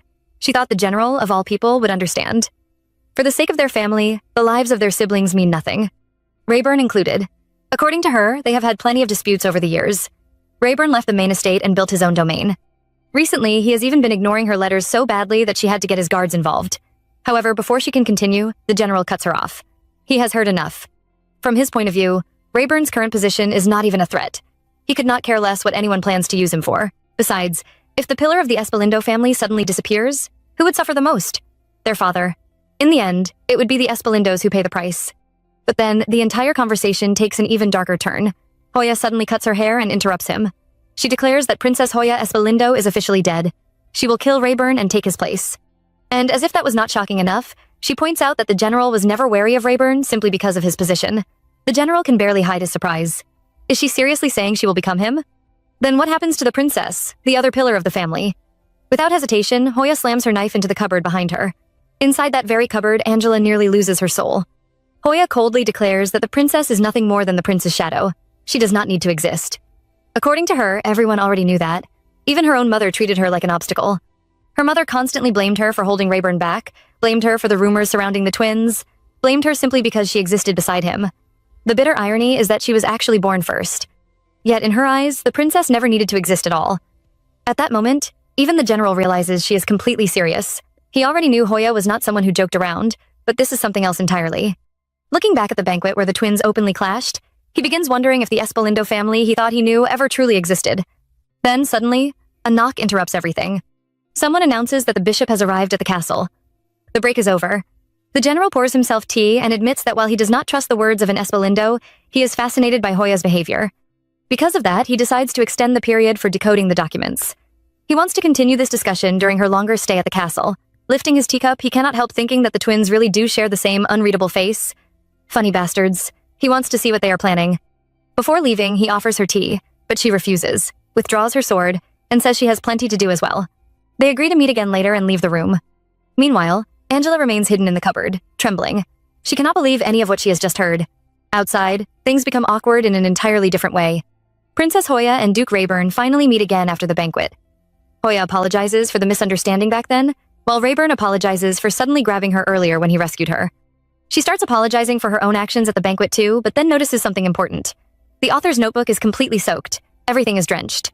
Rayburn notices her concern and asks if something is wrong, but before the conversation can go any further, he simply decides to leave. Hoya quickly stops him, worried about his condition. After all, he got soaked because of her. She suggests he come to her room and warm up before he gets sick. Unfortunately for her, Rayburn rejects the offer immediately. And just like that, an awkward silence follows. Hoya can only accept it with a quiet all right as the Duke walks away, leaving behind yet another strange and uncomfortable encounter. Prince Rayburn turns to leave and simply tells the princess to return safely. Just like that, he starts walking away, still completely soaked from earlier. The princess remains where she is, watching his back as water continues dripping from his clothes. Honestly, she is starting to get frustrated. Ever since the banquet, he has rejected every single offer she has made. At this point, it is almost embarrassing. In her eyes, his personality is impossible to deal with. There is simply no room in his heart for anything he does not care about. The question bothering her now is whether he even cares about anything at all. However, before he can get too far, she suddenly calls out to him. There is one thing he needs to know. Regarding his question about Vestia, she reveals that she wrote a document using Vestian symbols. That immediately gets his attention. He turns around and asks about the symbols, and the princess explains that from what she has seen, the general must have found the document suspicious and picked it up. She even saw scholars she had never seen before trying to decode it inside the castle. It will not be easy, but if they somehow succeed, things could become very troublesome for her. Then comes the reveal. The mysterious document everyone is worried about is actually a fanfic. Yes, a fanfic. After everything that has happened, after all the tension, all the secret meetings, all the suspicions, that is what the document turns out to be. Even Rayburn looks like he cannot believe what he just heard. Meanwhile, the princess calmly explains herself. After the banquet, she had been feeling depressed. During that time, she read the novel everyone had been talking about and found it surprisingly entertaining. Because of that, she decided to try writing one herself. The whole thing was so embarrassing that she wrote it in a code nobody would be able to understand.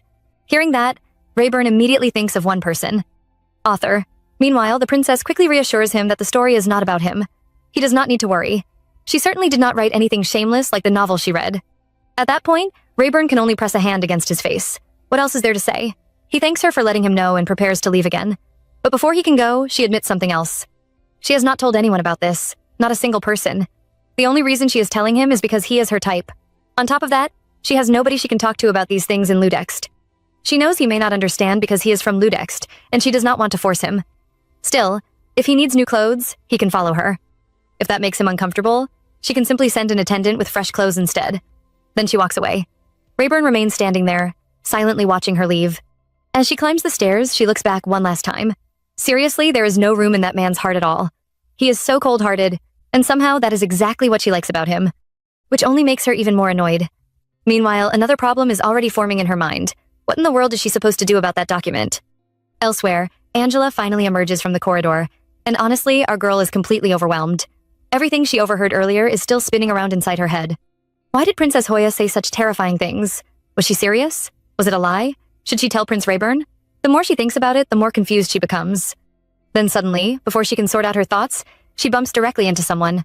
Looking up, she realizes the person is completely drenched from head to toe. It is Rayburn. He casually mentions that he did not want to interrupt because she looked so serious, but asks how long she plans to wander around aimlessly. What is she so worried about? The moment Angela recognizes him, her concern completely shifts. Forget conspiracies. Forget secret meetings. Forget everything. Her prince is soaking wet. She immediately grabs his hood and demands that he take it off right now. Why is he drenched like this? He is going to catch a cold. Meanwhile, Rayburn looks completely confused by her reaction and simply asks what she is doing. Then he tells her they should go. Instantly, Angela catches something important. That was informal speech. She is not letting that slide. Before he can stop her, she pulls off the hood. Rayburn immediately asks where all that strength comes from. He actually needs the hood because he cannot have his face exposed in public. He wants it back. But Angela is already in full caretaker mode. Without hesitation, she removes part of her own clothing and places it over him instead. There. Problem solved. The weather is chilly these days, and she wants to know what in the world happened to him. Although, as she admits herself, it is not like he would answer even if she asked. Then things get even more chaotic. While fussing over him, she accidentally pushes him, causing him to slam back against a tree. The moment it happens, she apologizes. Even so, she keeps worrying. Was he really wandering around the castle like this the entire time? Why did he not just go back to his room and change clothes? As she brushes leaves out of his hair, she realizes this situation is getting ridiculous. Rayburn finally explains that there are too many knights around his room. Going there is not a good idea. Angela laughs softly, but she is still concerned. His body is freezing cold. At that moment, he quietly reaches over and removes a leaf from her hair. Then, in the most natural way possible, he tells her that he will simply warm up in her room. Also, she nags too much. Angela immediately agrees. There is only one small problem. To get there, they will probably have to get lost on the way. And with that bright smile of hers, the two continue on together. Honestly, the moment they arrive, it feels like both of them desperately need a break. They settle down beside the indoor fireplace to warm themselves up. Even the prince's soaked clothes and Angela's book are placed nearby to dry. Looking around the room, Angela cannot help teasing him a little. Earlier, he kept complaining about the rats at the mansion, yet the room he has been given here looks pretty nice. Rayburn casually points out that it is probably because she currently has the status of a scholar. Angela nods and explains that Crown Prince Frederick personally chose the room for her. The moment she mentions that, she notices a subtle reaction from Rayburn. Meanwhile, Angela suddenly realizes something much more embarrassing. She had not expected him to remove so much of his clothing while trying to dry off. Immediately, she looks away, trying not to stare. To cover her embarrassment, she starts commenting on the room instead. It is not that large. There are definitely better rooms in the castle, and the fireplace is not even that strong. Unfortunately, the moment she looks toward the fire, she discovers that the prince's clothing has actually caught fire. Suddenly, that weak fire does not seem so weak anymore. She rushes over to save it, quickly trying to remove it from danger. However, Rayburn stops her. According to him, she is being distracting. Then he taps the seat beside him and tells her to come over. Angela obediently sits on a stool near the fireplace, but apparently that is not close enough. Not there. Come here. Lend me your warmth. The moment those words leave his mouth, our girl practically teleports to his side. Yes, sir. Sitting beside him, she cannot help remembering the first time they were alone together in his room. Back then, he was terrifying. Rayburn immediately asks if that means she sees him as a pushover now. Angela laughs and compares him to a wet cat she rescued from the rain. His body had been freezing cold, but his face still looked fierce enough to scare people away. Naturally, he tells her to stop talking nonsense. She agrees, and for a moment, silence fills the room. Angela awkwardly wonders if they should start counting mice or something. Meanwhile, Rayburn quietly watches her. He notices a small strand of hair sticking up and reaches over to smooth it down. Then a thought crosses his mind. It has been a long time since she came back. Finally, he decides to bring up something he has wanted to discuss. At first, Angela assumes he is talking about the time they spent together at the mansion. But no, he means something much earlier. A time when he was the crown prince of the Ludex Empire, and she was a slave. Naturally, Angela is completely confused. A slave? What is he talking about? And just like that, the story shifts into a flashback. Back then, a young Angela had appeared before a much younger Rayburn. She introduced herself boldly as the sole princess of the Ludex Empire and asked whether he had heard about the famous twins. Meanwhile, Rayburn could only stare at her and wonder if she had a death wish. Before he could even process the situation, she explained that she had secretly slipped away from her servants because she wanted some fresh air. Now, she needed somewhere to hide. If he helped her, she promised she would give him a big present later. Not far away, voices could already be heard searching for her. People were frantically looking around, insisting she could not have gone very far. One person even complained that they could not believe she had jumped out of the carriage. Another bitterly remarked that he had already paid for her and should have broken one of her legs. Hearing those words, Angela immediately turned toward the young prince sitting in the tree and desperately asked for help. To her surprise, he simply accepted. "As you wish, Your Highness." Then he extended his hand toward her. Safe at last. Angela thanked him, admitting she had almost failed to make it back to the castle. As Rayburn watched her, she strangely reminded him of Hoya.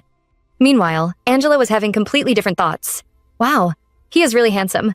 He must be the son of some rich family. Then, as expected of Angela, her attention immediately drifted somewhere else. Spotting a birdcage in his hand, she asked if he was taking care of a baby bird.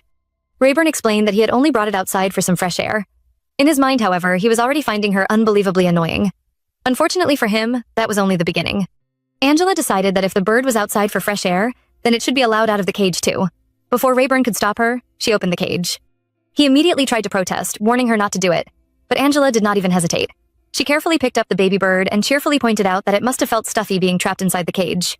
And just like that, the strange first meeting between these two begins, with one trying to keep control of the situation and the other completely ignoring every bit of common sense in the most Angela way possible. Back in that memory, the days keep passing, yet Angela never stops showing up beneath the same tree. One day, young Rayburn climbs up with the birdcage in his hands and immediately feels relieved. She is not here today. Finally, I can rest peacefully. But before he can enjoy the silence, a face suddenly drops down from above the tree and nearly gives him a heart attack. It is Angela. Looking completely offended, she asks why he is so late. She has been waiting for days. Then she proudly drops cherries and strawberries in front of him and announces that this is the present she promised before. Apparently, she even asked the castle servants to prepare them. Then, without wasting a second, she starts talking about feeding Shuran.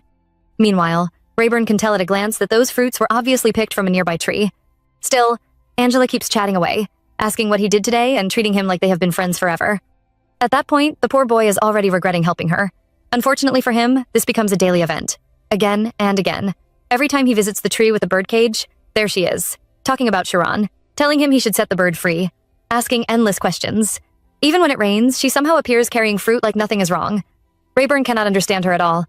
Why does she keep coming back? Finally, he asks directly. Her answer is so simple that it catches him off guard. She just likes listening to his stories.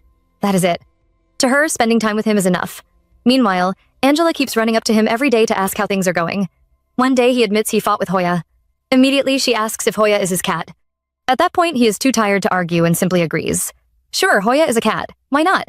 Day after day, their strange friendship continues beneath that tree. Then one evening, Rayburn arrives in an especially terrible mood. Looking ahead, he spots someone wrapped completely in a blanket near the tree. His first thought is that Angela has somehow brought a friend this time. He is already annoyed before even getting closer. In fact, he becomes so irritated that he wonders if he should just kill her. So he walks up and bluntly orders her to stop coming there. But the moment the blanket drops, everything changes. Angela is standing there. The second she sees him, she calls out his name and throws her arms around him. After quickly pulling back, she explains that she ran into some servants and had a hard time avoiding them. Then, as usual, she starts talking nonstop. This is the first time she has seen him at night. What is going on? If she had known he was coming, she would have brought food for Shuran. She has not seen him in a while. What has he been doing lately? Then, surprisingly, she stops herself and softly tells him he does not have to answer if he does not want to. She will wait. And with that, she simply smiles. Back in the present, those memories hit Angela hard. For the first time, she remembers how she once went against her father. More importantly, she realizes something she never expected. Rayburn really remembers everything, every single moment. At first, she wanted him to remember her. Now that he does, her feelings are a complete mess. It almost felt easier when everything was a fresh start. Sitting beside her, Rayburn suddenly breaks the silence. Servants my ass. It was obvious those wounds came from running away from a slave trader. Angela immediately becomes embarrassed. Back then, she was young and told an innocent lie. She honestly thought she had fooled him. Then she laughs awkwardly and admits that his memory is incredible. He even knew about her past. Years later, she heard that a child from a wealthy family paid her ransom and freed her from the slave trader. Looking straight at him, she finally thanks him for it. However, Rayburn is not finished. He reveals what happened afterward. Not long later, the Empress was assassinated. That was also the day he was thrown out of the castle. Hoya tried to stop him, but he left anyway. On that very day, he had planned to ask Angela to come with him to the mansion. But when he reached the wisteria tree, everything fell apart. She had already heard the rumors about him being the first prince. The same girl who always smiled suddenly froze. For the first time ever, her face stiffened. Then she ran away, just like everyone else. And that hurt more than he wanted to admit because he believed she would at least listen to his side of the story. Hearing this, Angela immediately panics and tries to explain. Back then, she barely knew anything. She was just a frightened child escaping from the countryside. Then Rayburn reveals another piece of the puzzle. On that day, there were slave traders near the wisteria tree. He remembers them recognizing him as the child who paid that huge ransom. Suddenly, everything clicks inside Angela's head. Those men were there because of her. Because someone had paid for her freedom. She never knew. She was so terrified of being captured again that she ran without thinking. Worse still, she was afraid the kind boy who played with her would discover she was a fugitive slave. So before the slave traders could find her, she ran away from him too. The guilt crashes down all at once, and tears begin streaming from her eyes. Completely confused, Rayburn turns toward her. If she ran away over something that trivial, then what was the problem? Who cares if she was a slave? But for Angela, it was never that simple. Through her tears, she tells him he would not understand because he is a prince. More than anything else, he was the very first person who ever reached out to her, the very first person who made her feel seen. She almost calls him her first childhood love before stopping herself at the last second. Flustered and emotional, she quickly changes it and blurts out that he was simply the first person she stand. And just like that, after years of misunderstandings, painful memories, and missed chances, the truth finally begins to come out between them. Angela's tearful confession leaves Rayburn completely silent for a moment. After all that crying, all that emotion, all that buildup, her explanation is that she was embarrassed because she had no idea he was someone of such high status. She could not bear the thought of him seeing such a shameful side of her. Rayburn scratches his face awkwardly, almost at a loss for words. Stand. Huh? How typical of you. Then he quietly admits that it really is not something worth crying over. And just like that, he gently pulls her closer and lets her rest her head on his shoulder. Meanwhile, our girl is still crying her eyes out. She finally voices something that has been weighing on her heart for years. No wonder he did not like her. No wonder he pretended not to know her. She thought he had simply forgotten her. Hearing that, Rayburn almost cannot believe it. This shameless girl once introduced herself as the princess to the actual prince. Did she really think he could ever forget someone like that? Back then, he had almost killed her, and yet somehow she remained unforgettable. Angela continues, admitting that when she saw him again years later on the carriage, she recognized him immediately. To her, he was her first fan. That was why his disappearance hurt so much.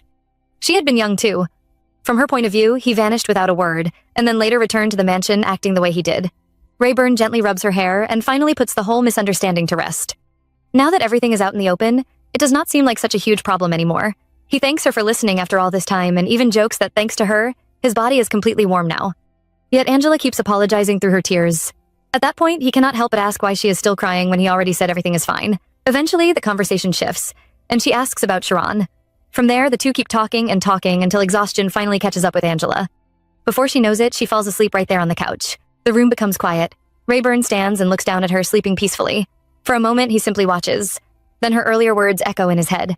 The first person I stand. He lets out a small breath and shakes his head. Stand? How absurd.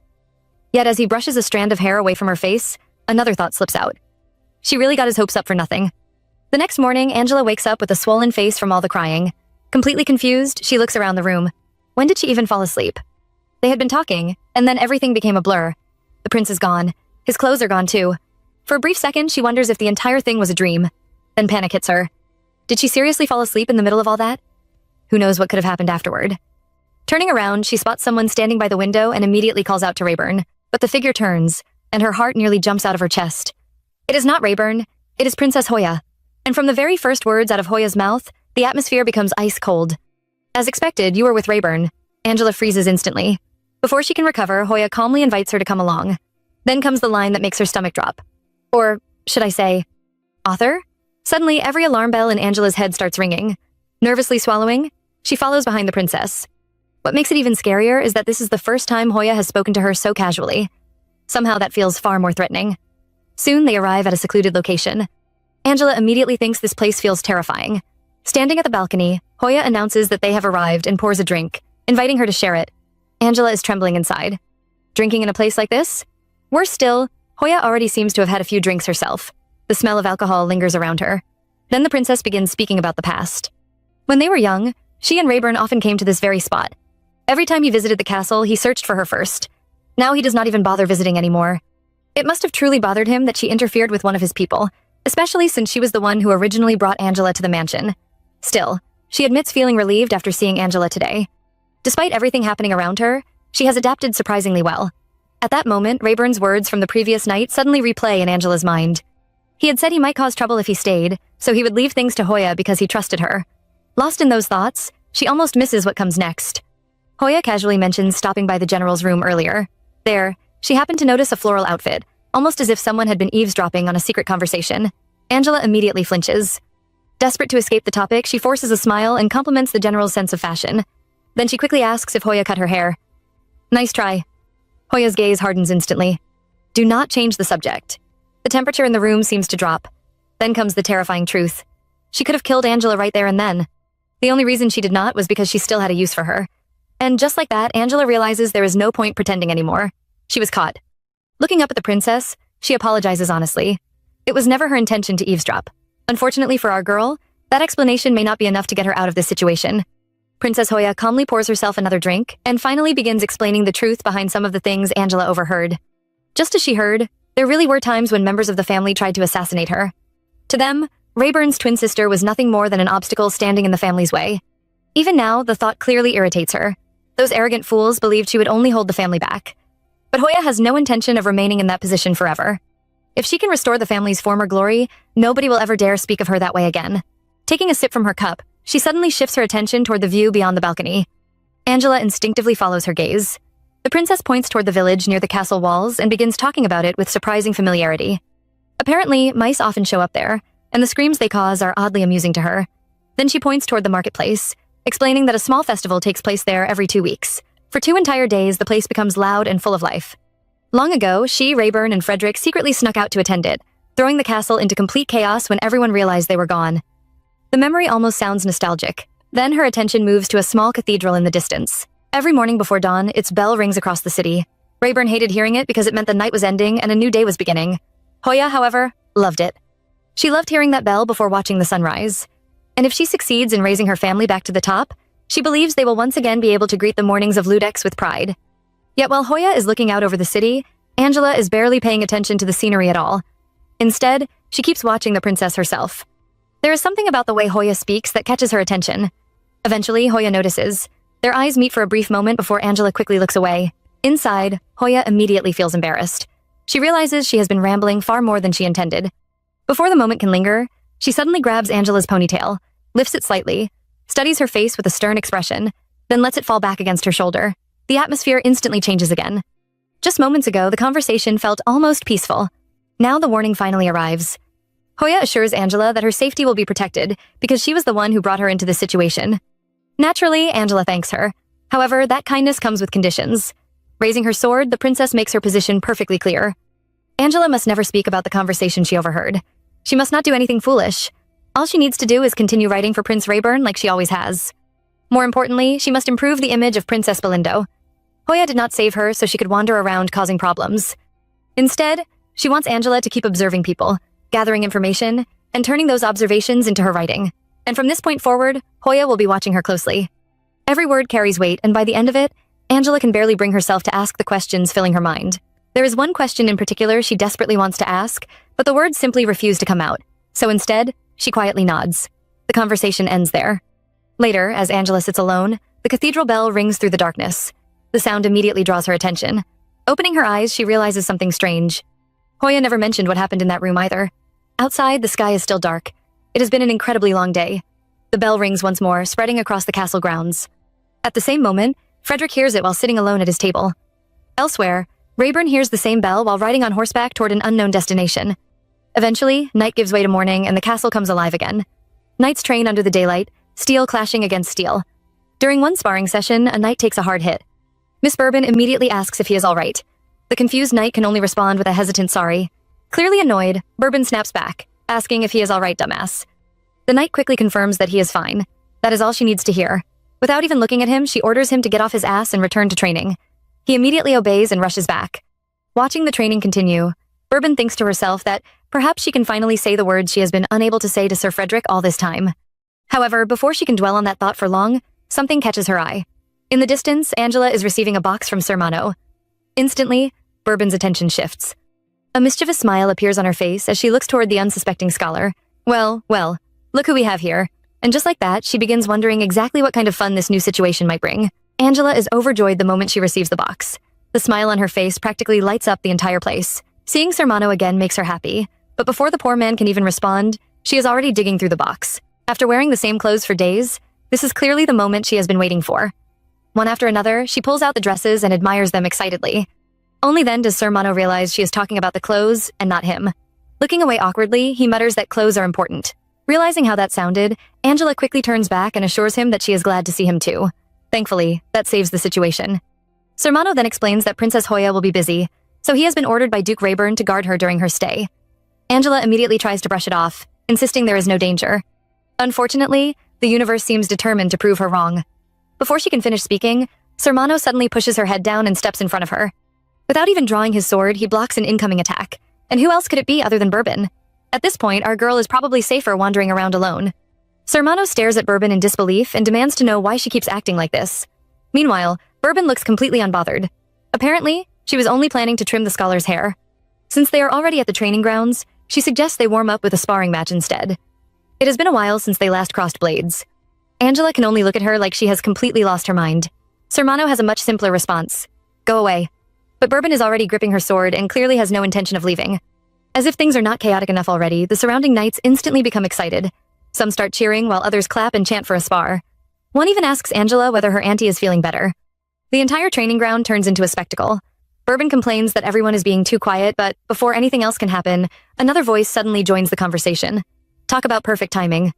The speaker reveals that he has always been curious about Duke Rayburn's guard and wants to see the match happen. Everyone turns around and immediately freezes. It is Crown Prince Frederick himself. Bourbon is stunned. Apparently, he rarely watches training sessions held out here. Sir Mano tries to object, but Frederick cuts him off and orders them to fight. He explains that he wanted a break anyway, and will spend some time resting with the scholar while they spar. Meanwhile, Angela is silently begging the world to let her ride in peace for once. No such luck today. The knights become even more excited now that the Crown Prince is watching. Bourbon immediately feels the pressure. She cannot disappoint him. The two fighters finally take their positions. Sir Mano warns Bourbon that her reckless behavior will come back to bite her one day. He also points out that she is only using one sword. Bourbon calmly raises her blade and explains the rules. She never dual wields during sparring. The match will end if one of them disarms the other, or if she accidentally draws her second sword. Sir Mano glances toward Frederick and Angela before agreeing. Bourbon follows his gaze and notices something interesting. The Crown Prince is smiling while talking with the scholar. Then, at last, the fight begins. Sir Mano immediately decides he must end this as quickly as possible. Bourbon, on the other hand, has the exact opposite plan. She intends to drag it out for as long as she can. Watching the two face off with actual weapons, Angela is completely shocked. Real swords? Frederick casually confirms that this is simply how the knights do things here. And just like that, with the Crown Prince watching, the knights cheering, and Angela caught in the middle of yet another headache, the spar officially begins. Angela can hardly believe what she is watching. The spar has already gone far beyond what she expected. These two are swinging real swords at each other as if they are genuinely trying to kill one another. At this point, she starts wondering if Sir Mano and Bourbon secretly hate each other that much. Meanwhile, Crown Prince Frederick seems far less interested in the fight.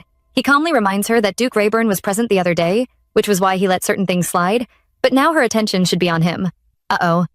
Our girl immediately realizes she has been caught staring at the match again. While apologizing, her mind is still racing. Sir Mano came all the way here because of her, and now he is fighting such a dangerous battle. Before she can think any further, Frederick leans closer and gently turns her face toward him. Then comes the question that nearly freezes her on the spot. Are the knights more important than me? Angela quickly becomes flustered. Lowering her voice, she warns him to be careful because someone might misunderstand if he gets too close. False rumors would be bad for him. Frederick simply accepts the advice with a nod, but the moment he pulls back, Angela immediately looks away. Honestly, she is more startled than anything else. He moved so close so suddenly that she almost punched him in the stomach by reflex. And then, another thought slips into her mind. Why is everyone around here so attractive? Meanwhile, Frederick notices her reaction and silently wonders if she truly does not understand. Even so, his attention soon shifts back toward the sparring match. Over there, Bourbon keeps glancing toward the Crown Prince and Angela. Just a little longer, she tells herself. Sermano notices immediately. He orders her to focus and insists they finish this quickly. Then he attacks. Bourbon reads the movement perfectly and blocks. When she mocks one of his techniques as being sloppy, Sermano laughs and immediately twists his blade in an attempt to disarm her. She refuses to budge and tells him to try harder. At that moment, he becomes completely certain of something. Even when she has openings to attack, she barely uses her sword. She is stalling for time. Around them, the knights cannot stop talking. Some are amazed that Sermano can fight evenly against Bourbon. Others mention that Bourbon was once considered the rising star of the Imperial Knights and had almost become Duke Rayburn's personal guard back when he was Crown Prince. In the end, however, Rayburn chose Sermano instead. Hearing all of this, Angela becomes even more curious. Everybody seems connected somehow. Just how strong is Duke Rayburn? The last time she saw him, he shut Bourbon down instantly. As the knights continue praising him as the strongest swordsman in the Empire, Angela secretly feels proud. Hearing people praise the prince makes her strangely happy. Then, just as the chatter continues, everything suddenly stops. A loud thud echoes through the training ground. Frederick strikes his staff against the ground and commands silence. The entire atmosphere changes. Angela immediately notices the tension on his face. At the same time, another guard on horseback appears behind them, watching the area.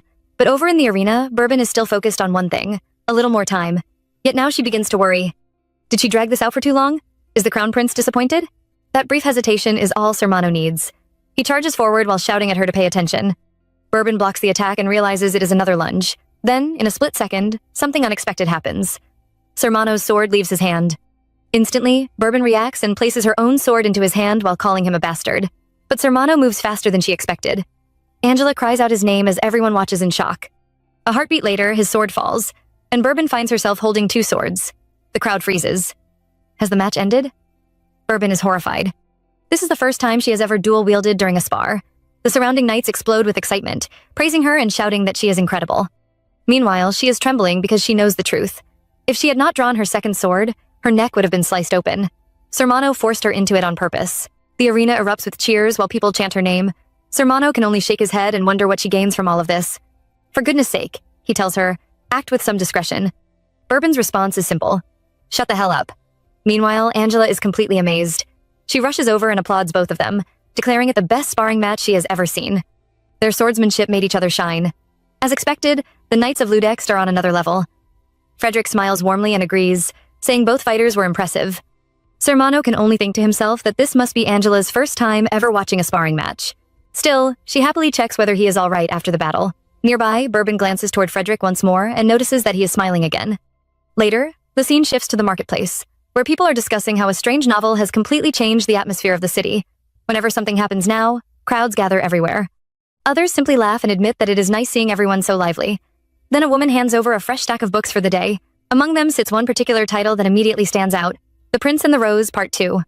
The training grounds gradually calm down, but the area is still crowded. One of the guards informs Crown Prince Frederick that his horse is being prepared and asks him to wait for a moment. Apparently, there are even more people around than before. Nearby, another guard orders a rookie knight to calm the horse down before it hurts somebody. While everything is being arranged, Angela hands her toy to Sermano and asks him to place it on the back of the horse. At the same time, Frederick casually mentions that a festival is currently taking place in the city and that the noise will probably continue for the next 2 days. The moment Angela hears the word festival, her expression changes. It immediately reminds her of the time she and her prince chased Blend around. A small smile appears on her face as she quietly admits that it sounds fun.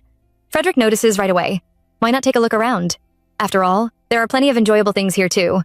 Unfortunately, before that idea can go any further, Bourbon steps in and reminds him that if he stays away from the palace too long, the general will start looking for him again. Angela quickly agrees that returning is probably best. She forces a polite smile and explains that she should get back to her duties as a scholar. They can simply return together. Frederick studies her face for a moment, those eyes again, then his thoughts drift elsewhere. A festival, huh? Suddenly, memories begin surfacing. He notices children nearby wearing masks and remembers a long-ago conversation. Back then, Hoya had wanted to go to a festival. Young Frederick worried they would get caught, especially because his brother would not approve. But his brother had simply stood up and told him that if he did not want to get caught, he should hurry up. The memory lingers for a moment before Frederick quietly pushes it aside. Then, just as things seem peaceful, chaos erupts.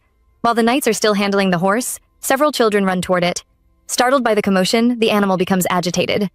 One of the children quickly apologizes, calling a knight an old man, only for the knight to angrily protest that he is not old. Unfortunately, the The noise only makes matters worse. The horse suddenly goes completely out of control. Guards immediately begin shouting warnings. Be careful! The horse is on a rampage! Everyone turns at once. Hoya, Sermano, Bourbon, Angela, and Frederick all see the animal charging straight toward them. Panic spreads instantly.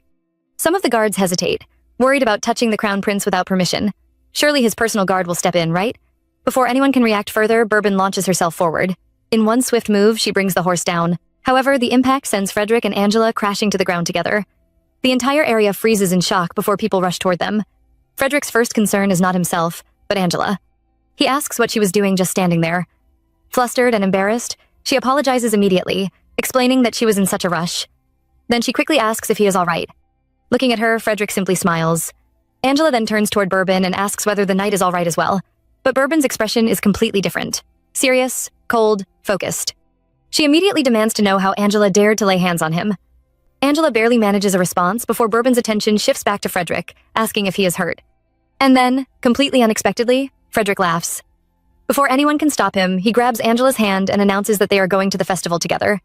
The next thing everyone knows, the crown prince pulls her to her feet and dashes off with her, leaving no room for objections, explanations, or even a single word. Just like that, while the stunned knights watch in disbelief, Frederick and Angela disappear toward the festival. The guards panic the moment they see the crown prince run off with Angela. Your Highness! Your Highness! Everyone! Follow His Highness! But before the situation can turn into an even bigger mess, Sermano quickly steps in. Causing a scene in the middle of a crowded festival would only bring more attention to the crown prince and the scholar, so he suggests that they follow quietly instead. Meanwhile, completely unaware of the headache he is causing, Frederick strolls toward the festival with Angela and gently reassures her. There is still time before his next duty, so she should not worry about his schedule. More importantly, he knows coming to the palace because of him has not been easy for her. Unfortunately, our girl is barely listening. Her mind is already racing. The knights are gone, they are surrounded by strangers, and somehow she has ended up alone with the crown prince in the middle of a huge festival.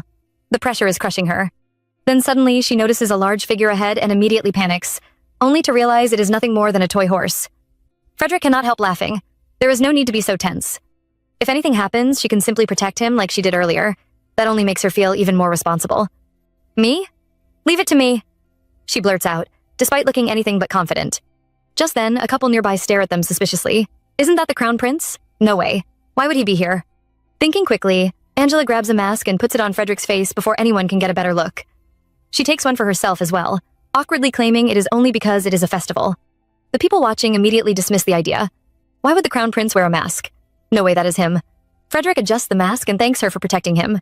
Then, with a smile, he asks her to call him Frederick while they are here. Angela nearly short-circuits. How could she possibly call the crown prince by his name? Before she can finish protesting, he is already walking ahead, forcing her to hurry after him. As they move through the festival together, Frederick admits how much he enjoys being outside like this. Long ago, he sneaked out with his siblings when they still lived in the palace, but he has not had another chance since then. That catches Angela's attention immediately. If he enjoys it this much, why has he stayed away for so long? Before she can ask, he invites her to take a walk with him, just like before. A walk? Apparently, this man really likes calling everything a walk. Angela cannot help comparing him to a puppy, while Rayburn feels more like a cat. Somehow, the thought makes her smile. Then Frederick reaches out his hand and reminds her of her promise. She said she would not refuse next time. If she does not want to come, he will simply walk alone. Seeing how disappointed he already sounds, Angela quickly agrees. The two continue deeper into the festival, completely unaware that trouble is brewing nearby. Hidden in the crowd, a pair of shady men begin eyeing them like prey. One notices Frederick's expensive shoes and immediately assumes he must be rich. The other comments that the girl beside him is pretty and could be useful too. Unfortunately for them, before their nasty plan can go any further, two painful smacks land on their heads. Sermano and Bourbon have been following all along. Bourbon is already threatening to cut out their tongues, while Mano urges her to stop wasting time and catch up with the others. Even so, something feels wrong. The atmosphere around the festival seems off. Moments later, someone suddenly dashes through the crowd, catching Mano's attention. Meanwhile, Frederick finally sits beside a fountain, exhausted from all the walking. It has been a while since he has stayed on his feet for so long, and he quietly decides it is time to head back. At the same moment, Angela is busy enjoying the festival with a group of children. Then she spots him sitting alone and immediately rushes back, carrying cotton candy. Feeling guilty, she apologizes for getting distracted and asks if he is leaving.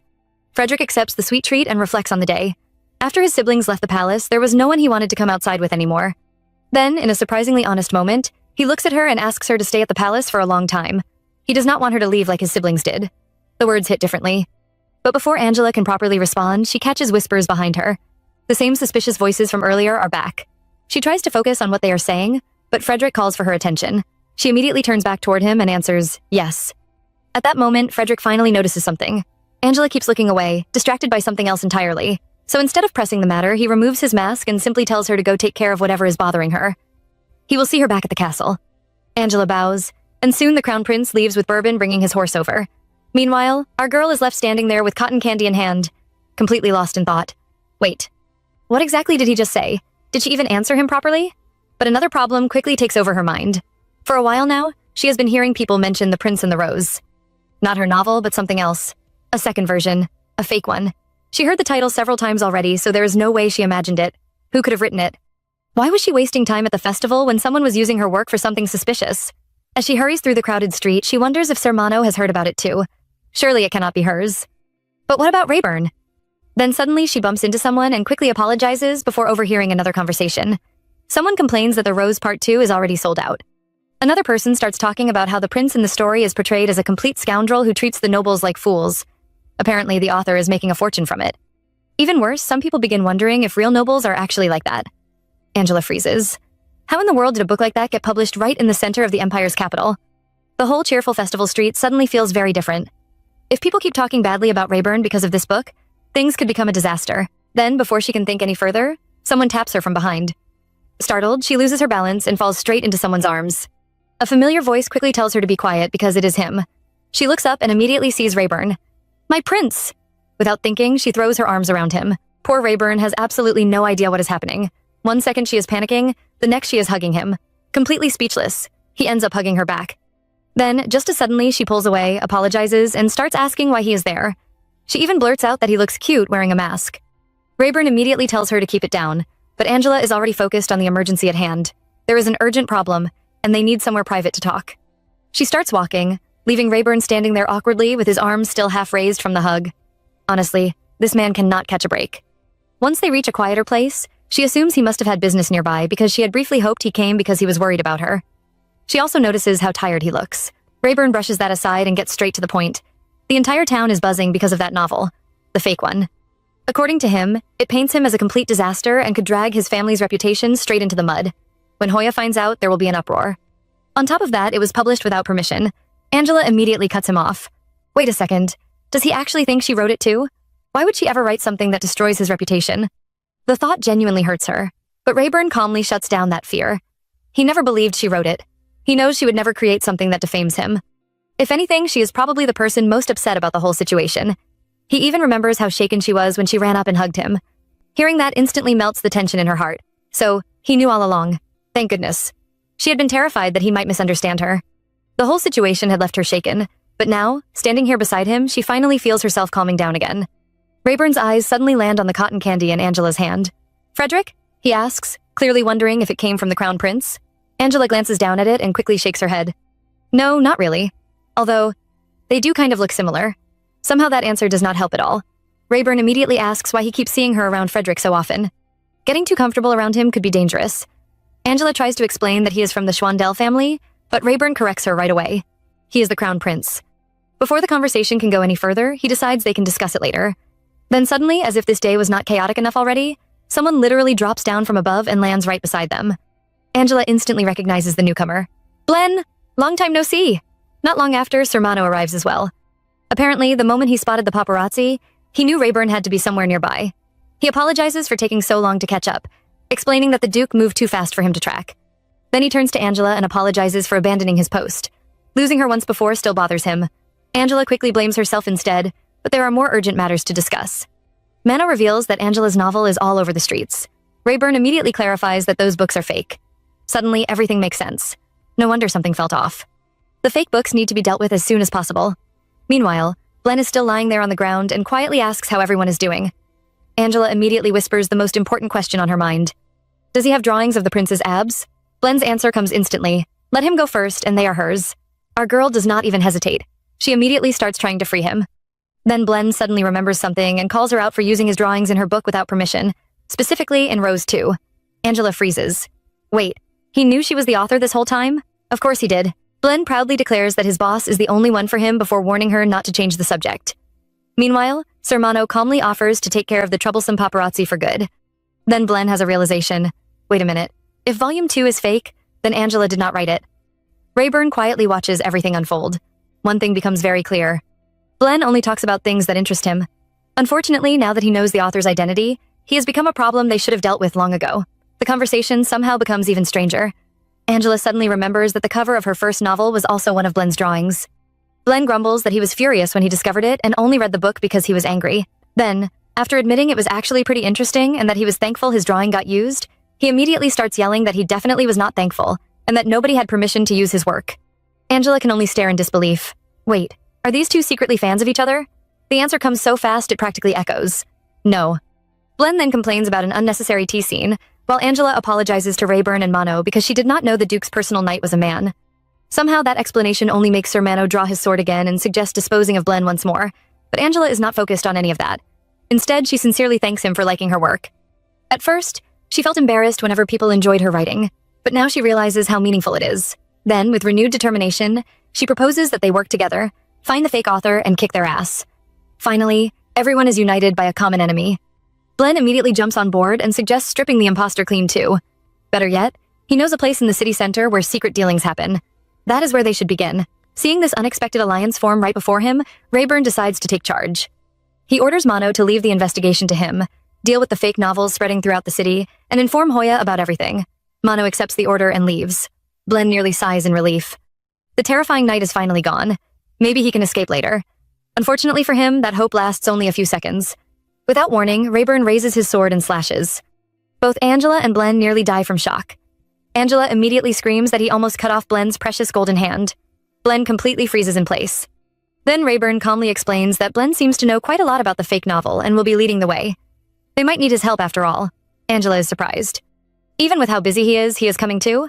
Rayburn looks at her and delivers a statement that leaves no room for argument. She is the only person allowed to write about him. Anyone else spreading nonsense needs to be stopped immediately.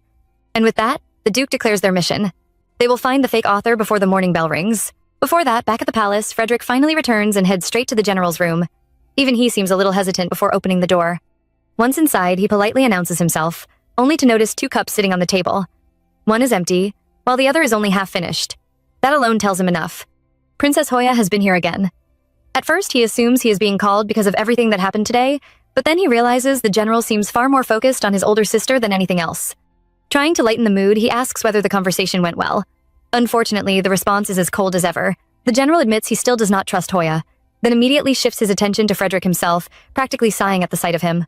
When Frederick asks what he has done wrong this time, the general brings up the new novel about Rayburn spreading across the city. Frederick already knows about it and even points out how impressive it is that a rumor spreading through town has already reached the general's ears. However, the general is not impressed. According to him, the problem should have already been solved. Another false story has appeared, and this time he believes they must make an example of the author. He argues that if word spread that the writer was executed, nobody would ever dare write about the imperial family again. Even worse, he compares Frederick to Hoya, claiming she would have handled the matter immediately. That comparison hits hard. Frederick clenches his fist and firmly rejects the idea. No, he does not need an author by his side. The conversation ends there, but the tension hangs heavily in the air. Meanwhile, far away from the palace, Angela continues her investigation alongside Rayburn and Blen. The topic suddenly shifts when Rayburn casually asks if Frederick gave her permission to call him by his name. Angela quickly explains that she would never think of doing that normally. Since they were outside the palace, she assumed the crown prince simply did not want to be addressed by his title. Before they can dwell on it, she turns her attention back to the investigation and asks Blen whether there is really a clue hidden in a place like this. To her surprise, he confidently explains that most secret dealings happen in the underground district because people must avoid the eyes of the imperial family in the city center. Then, without a trace of shame, he proudly adds that his drawings sell very well there. Angela immediately points out the obvious. Wait, aren't those illegal dealings? And is he really saying all of this in front of Rayburn? Honestly, this man has no fear. As they move deeper into the district, even Rayburn becomes interested.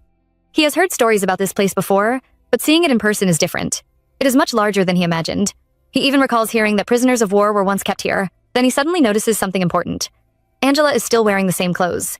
Realizing there could be people from the castle hiding anywhere, he stops her and hands over a cape, warning that she could get into trouble if anyone recognizes her in the underground district. The moment she takes it, our girl completely freezes. Her face turns red so fast that even Rayburn notices. Confused, he asks what is wrong. She can barely respond. Seeing her stuck in place, he flicks her forehead and tells her to stop freezing because he cannot do anything with her like this. Meanwhile, Blen calls them over, announcing that their destination is finally in sight. Angela desperately tries to convince herself that her face is not red and even mentally praises herself for holding it together. Rayburn, meanwhile, is even more confused, wondering why she suddenly reacted like that. Soon they enter a building, and Angela's eyes widen. An auction house. In the middle of the underground district. Even more shocking, it looks like a place reserved for nobles. Everywhere she looks, people seem wealthy. Glenn is allowed inside without a problem, yet somehow they are not. The unfairness of it all leaves her completely stunned. Rayburn simply agrees. And just like that, instead of entering through the front like everyone else, the two end up perched high on the rafters above the hall, watching everything from the shadows as their search for the fake author continues. Before ending up on those rafters, the three of them actually tried entering through the front door like normal people. Unfortunately, that plan lasted only a few seconds. The guards stopped them immediately and demanded their family names because the auction was not open to the public. That created a very obvious problem. Rayburn could not exactly introduce himself by family name. Angela did not even have one to give, and the whole thing came to a dead end. Thankfully, Glenn stepped forward with all the confidence in the world and told them to leave everything to him. And his brilliant solution? They broke in through a window. Honestly, only Glenn could say that with a straight face. Now sitting high above the hall on the wooden rafters, Angela looks down at the crowd while worrying about something completely different. Forget the fake author for a second. She is still thinking about those drawings and wondering whether Glenn will escape before she gets them. Meanwhile, Rayburn watches her balancing up there and warns that she is going to fall. He asks whether she recognizes anyone in the crowd, but that is easier said than done. Everyone is wearing masks, making it nearly impossible to identify faces. Besides, Angela is not even convinced the fake author would be reckless enough to come here and sell the original copy of the sequel. Rayburn, however, points out that somebody already came here to sell her original manuscript before, so it is not impossible. Hearing that reminds her of the middleman from before. She had completely forgotten about him. Still, she cannot help feeling a little thankful. After all, that whole mess was what led her to meet Rayburn in the first place. Just then, the auction finally begins. The moderator steps forward and welcomes everyone, and Angela immediately becomes curious. What kind of forbidden goods require an underground auction like this? Well, the answer catches her completely off guard. The first item is revealed to be a Prince Opera music box crafted by the famous craftsman Oddbell and made entirely from pure gold. The moment it is displayed, the entire hall erupts with excitement. Even Glenn seems interested in bidding for it. Watching this bizarre scene unfold, Angela cannot help laughing. Of all the things she expected to find here, Prince merchandise was definitely not one of them. Rayburn looks completely unimpressed and asks what is so funny. But for Angela, it is actually heartwarming. The fake novel had worried her so much, yet here she is seeing proof that many people still support him despite all the rumors.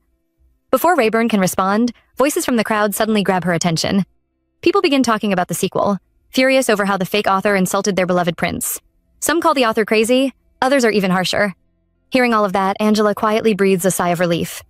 Then, just as Rayburn is about to call her author, she quickly stops him. Her back practically aches from holding out her hand to interrupt him, but she insists that until the fake author is caught, he should not call her that. She knows they are not talking about her, but hearing everyone curse an author is uncomfortable enough. Scholar would be better. Rayburn immediately teases her, asking if she really wants to be called Scholar even outside the castle. How shameless. The two share a quiet laugh, and then something changes. A memory from their younger days flashes through Rayburn's mind. After a brief silence, he softly calls her Angela instead. The simple sound of her name catches her off guard.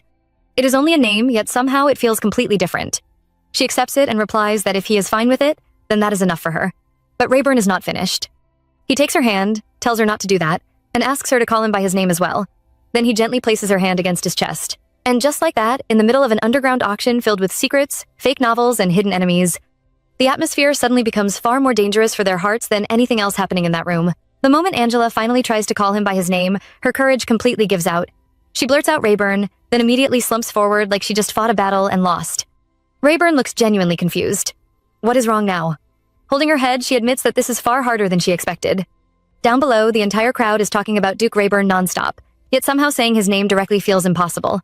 Rayburn reminds her that she used to call him that without any trouble in the past, but that only makes her more embarrassed. Back then, she was ignorant. So ignorant that she did not even realize how much she liked him until after she escaped from the slave traders. Looking down at herself, she starts listing everything she owns. The cloak on her shoulders, the dress she wears, even the things she uses were all connected to him somehow. The only thing that truly belongs to her is a worn-out pair of loafers. To her, it feels embarrassing. Because of that, she asks for a little more time. Not because she means anything strange, but because she wants to be able to say his name confidently. Then she jokingly wonders if this is secretly in order. Rayburn simply tells her that he will wait. And honestly, that small answer means more to her than he probably realizes. Unfortunately, the sweet moment does not last long. The auction moderator suddenly announces the final item of the night.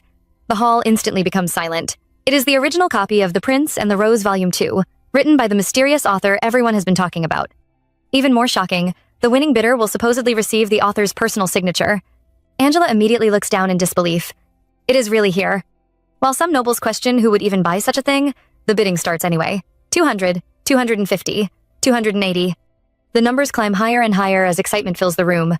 At the same time, Angela suddenly realizes something else. Blen is gone. Did that fool run away? She tries to focus on the fake author instead, while Rayburn studies the crowd below. He cannot stop thinking that Blen may have been working for someone else all along. Maybe he should have dealt with him much earlier. Maybe trusting people really is a mistake. Then things start moving very quickly. Rayburn grabs Angela's hand and pulls her to her feet, intending to investigate further. She immediately volunteers to go with him and check the situation from the front. Hearing her call him my prince again brings a small feeling of happiness, and together they continue watching the crowd below. The bright lights make it difficult to read people's expressions, which frustrates Angela because she hoped to spot suspicious reactions. Rayburn points out something else instead.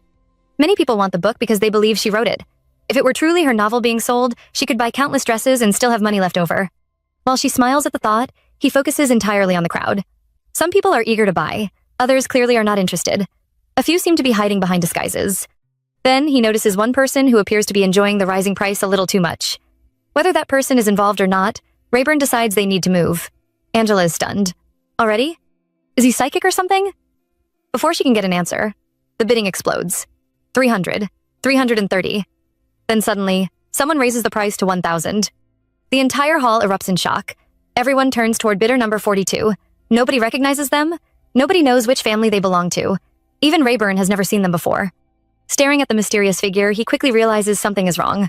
The person's back gives a signal. Then he catches a brief sparkle near a window. In that instant, everything clicks.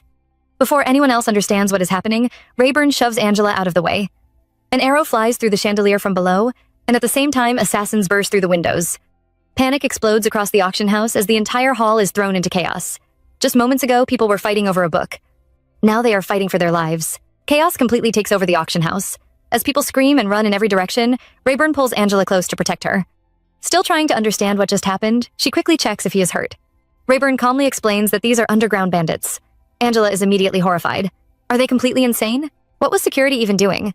This is exactly why she does not trust the underground district. As if things were not already bad enough, the bandits slice through the chandelier and send it crashing down. Meanwhile, the mysterious bidder known as number 42 stands in the middle of the chaos, scanning the room as though searching for someone. Then the suspected fake author rushes up to him, desperately reminding him that he still has to pay that enormous winning bid before leaving. Instead of paying, the bidder casually remarks that the author seems surprisingly attached to the auction and asks if he is the writer himself. At the same time, one of the bandits reports that their side has been secured. Number 42 immediately takes charge, ordering them to grab everything valuable before the guards arrive. Then he grabs the suspected author by the shirt and drags him along. The poor man protests and demands to know who he is dealing with, but it is already too late. Watching everything unfold, Rayburn becomes certain of one thing. That man is definitely connected to the fake novel. They just need to follow him. Unfortunately, trouble finds them before they can move. A bandit suddenly appears behind Rayburn, demanding to know who he is. Before he can react, Angela launches a box of toys straight at the attacker while shouting for her prince to watch out. Even she is shocked by what she just did. Out of all the things she could have used as a weapon, it had to be another box filled with prince merchandise. Rayburn stares at her in confusion, but she quickly explains that someone was charging at him with a sword. He reassures her that he is fine, then immediately throws the same toy box at another bandit sneaking up behind her. According to him, those goods were probably illegal anyway. Angela is not even talking about the toys anymore. She is worried about him. Around them, the bandits begin noticing their men dropping one after another and start calling each other idiots. Through the noise, they hear a voice outside ordering everyone to finish up because the author will be dealt with personally. Then comes the sound of horses. Hearing that, Rayburn actually looks relieved. At least there are still horses left. Even in the middle of all this madness, Rayburn remains unbelievably calm. Angela notices a cut on his hand and is reminded that this is someone who spends his life on the front lines. If she panics, she will only become a burden. Trying to stay brave, she insists that she can protect him if the bandits show up again. After all, she already protected the crown prince once. The problem is that she is visibly trembling while saying it. Rayburn cannot help teasing her. She is so small that it is hard to tell who is protecting whom. Then he suddenly asks what exactly she did with Frederick. As he steadies a ladder that is about to fall, Angela blurts out that she wants to do it with him too. The moment the words leave her mouth, she realizes how strange they sound. Completely flustered, she hurriedly explains that she only meant taking a walk, just like the one Frederick invited her on. Rayburn looks utterly confused and calls the whole thing ridiculous. Angela immediately begs him not to throw her. Throw her? He has no idea what she is talking about. Carrying her toward the broken window they used to sneak in, he simply orders her to hold on tightly if she does not want to fall. The second she wraps her arms around him, he jumps. Down below, one of the bandits looks up just in time to witness the madness and can only curse in disbelief. Using the bandit's head as support, Rayburn lands perfectly on a horse. Then he glances back at Angela and tells her not to be nervous. What was that thing she always called herself before? After a brief pause, she answers, "Fanbase." That is right, the fanbase. And with that, they take off at full speed. Angela barely has time to process what is happening. One moment she is hanging on to him for dear life, and the next they are racing through the night, chasing the fake author while her heart struggles to keep up with everything else happening around her. Meanwhile, back at the palace, Frederick finally returns to his room after the long and chaotic day. He drops his sword and tries to focus on his next duty, but before he can even finish the thought, he hears a rustle nearby. Turning around, he finds Princess Hoya standing there as if she owns the place. Honestly, this woman has no concept of personal space. She casually points out that nothing has changed, teasing him for still changing clothes by himself without servants. As the crown prince of the empire, she jokes that he probably cannot even button his clothes properly and offers to help. Frederick can only stare and call out, "Sister." But Hoya is completely shameless. She even scolds him for leaving his doors closed, saying it is the perfect setup for an assassination. When he points out that she is trespassing, she simply reminds him that they used to do this all the time when they were younger. Eventually, he gives up and asks what she wants. Hoya admits she came because she rarely gets the chance to speak with him alone. The festival has everyone distracted, but the maids have been whispering about a strange novel spreading through town. She wonders if he sent his guard somewhere because of it. Frederick calmly avoids the question and instead asks if she has become interested in commoners' novels. Of course she has. The novel is about Rayburn after all. Deep down, however, Hoya is thinking much more seriously. There is no way their author could have written something so crude. She hopes she could figure out whether Frederick was involved, but she still cannot tell. Worse, she still does not know if he is aware that the author is currently with them. Realizing she cannot push further, she changes the subject and comments that everyone seems to be bothering him lately. Frederick answers with a dry smile that someone is bothering him right now. Hoya laughs, promising she will leave soon. Then, however, she asks a question that changes the entire mood. Is being crown prince too much for him? What would he think about her returning to the castle and becoming crown prince instead? The moment hangs in the air. Frederick repeats the words slowly. As the crown prince? Hoya quickly brushes it off, but the question has already opened a wound. He admits that when they were younger, he was jealous of her and Rayburn. While they had each other, he remained alone in the castle. He followed after them, relying on them, staying in his place without asking for more. Back then, he often wished he could return to those days. But eventually that wish changed. One day, he began asking himself a different question. Why did they only come back now? His mother, his dependable siblings, 8 years of his life, everything was taken away from him, and he was left completely alone. So why had they only returned now? Why not sooner? Then comes the painful question he has carried all this time. This time, can I steal everything from you? Your position, and your people? Outside the door, a guard hears his voice and nervously asks if everything is all right. Meanwhile, Hoya stands frozen, trying to understand why he keeps speaking about things being stolen. Placing a hand over her chest, she quietly admits that maybe she really was too late. Then she thanks him for his honest answer. At the very same time, far away from the palace, Angela continues riding through the underground district with Rayburn. Looking up, she notices a bird flying overhead and immediately wonders how a bird ended up in a place like this. Poor thing. Before she can continue, Rayburn lightly pats her head and smooths her hair. The simple gesture makes her smile. She cannot help thinking that he is probably trying to help her relax, just like when he accepted her ridiculous comment about their fun date earlier. Still, guilt creeps in. Because of her, the prince has to travel through dirty underground routes chasing criminals. She wonders how they are supposed to catch the fake author now. After all, the culprit must have gotten far away while they were escaping the bandits. Looking around, she notices the rats, insects, and everything else hiding in the shadows. Then her attention shifts back to Rayburn. Suddenly, he calls out to her and complains that he cannot see because of her antenna. Instead, he wants her to tell him where the birds are making noise.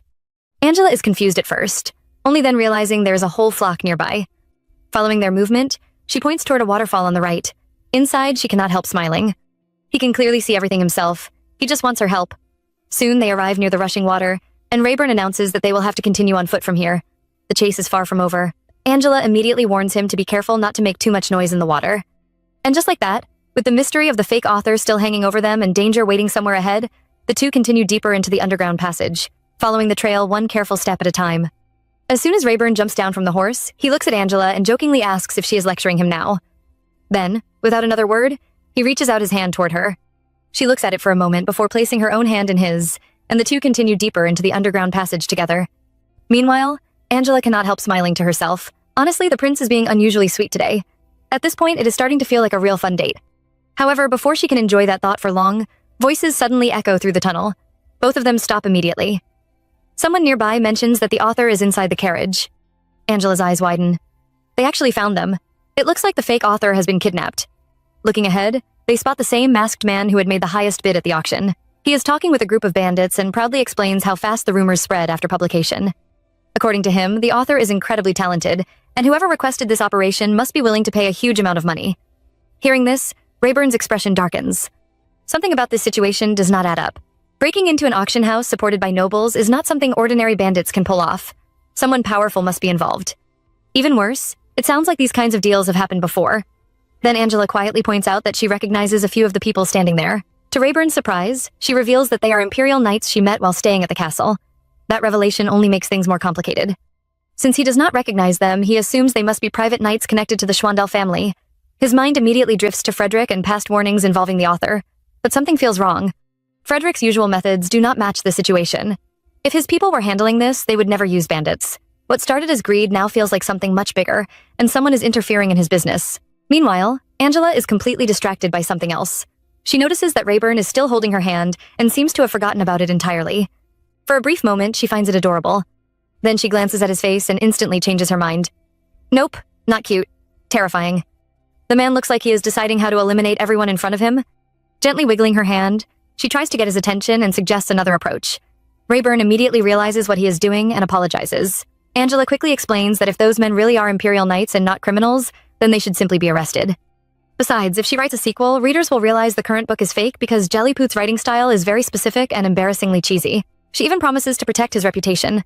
Rayburn glances at her but does not let go of her hand. Deep down, he thinks she should be worrying about herself instead.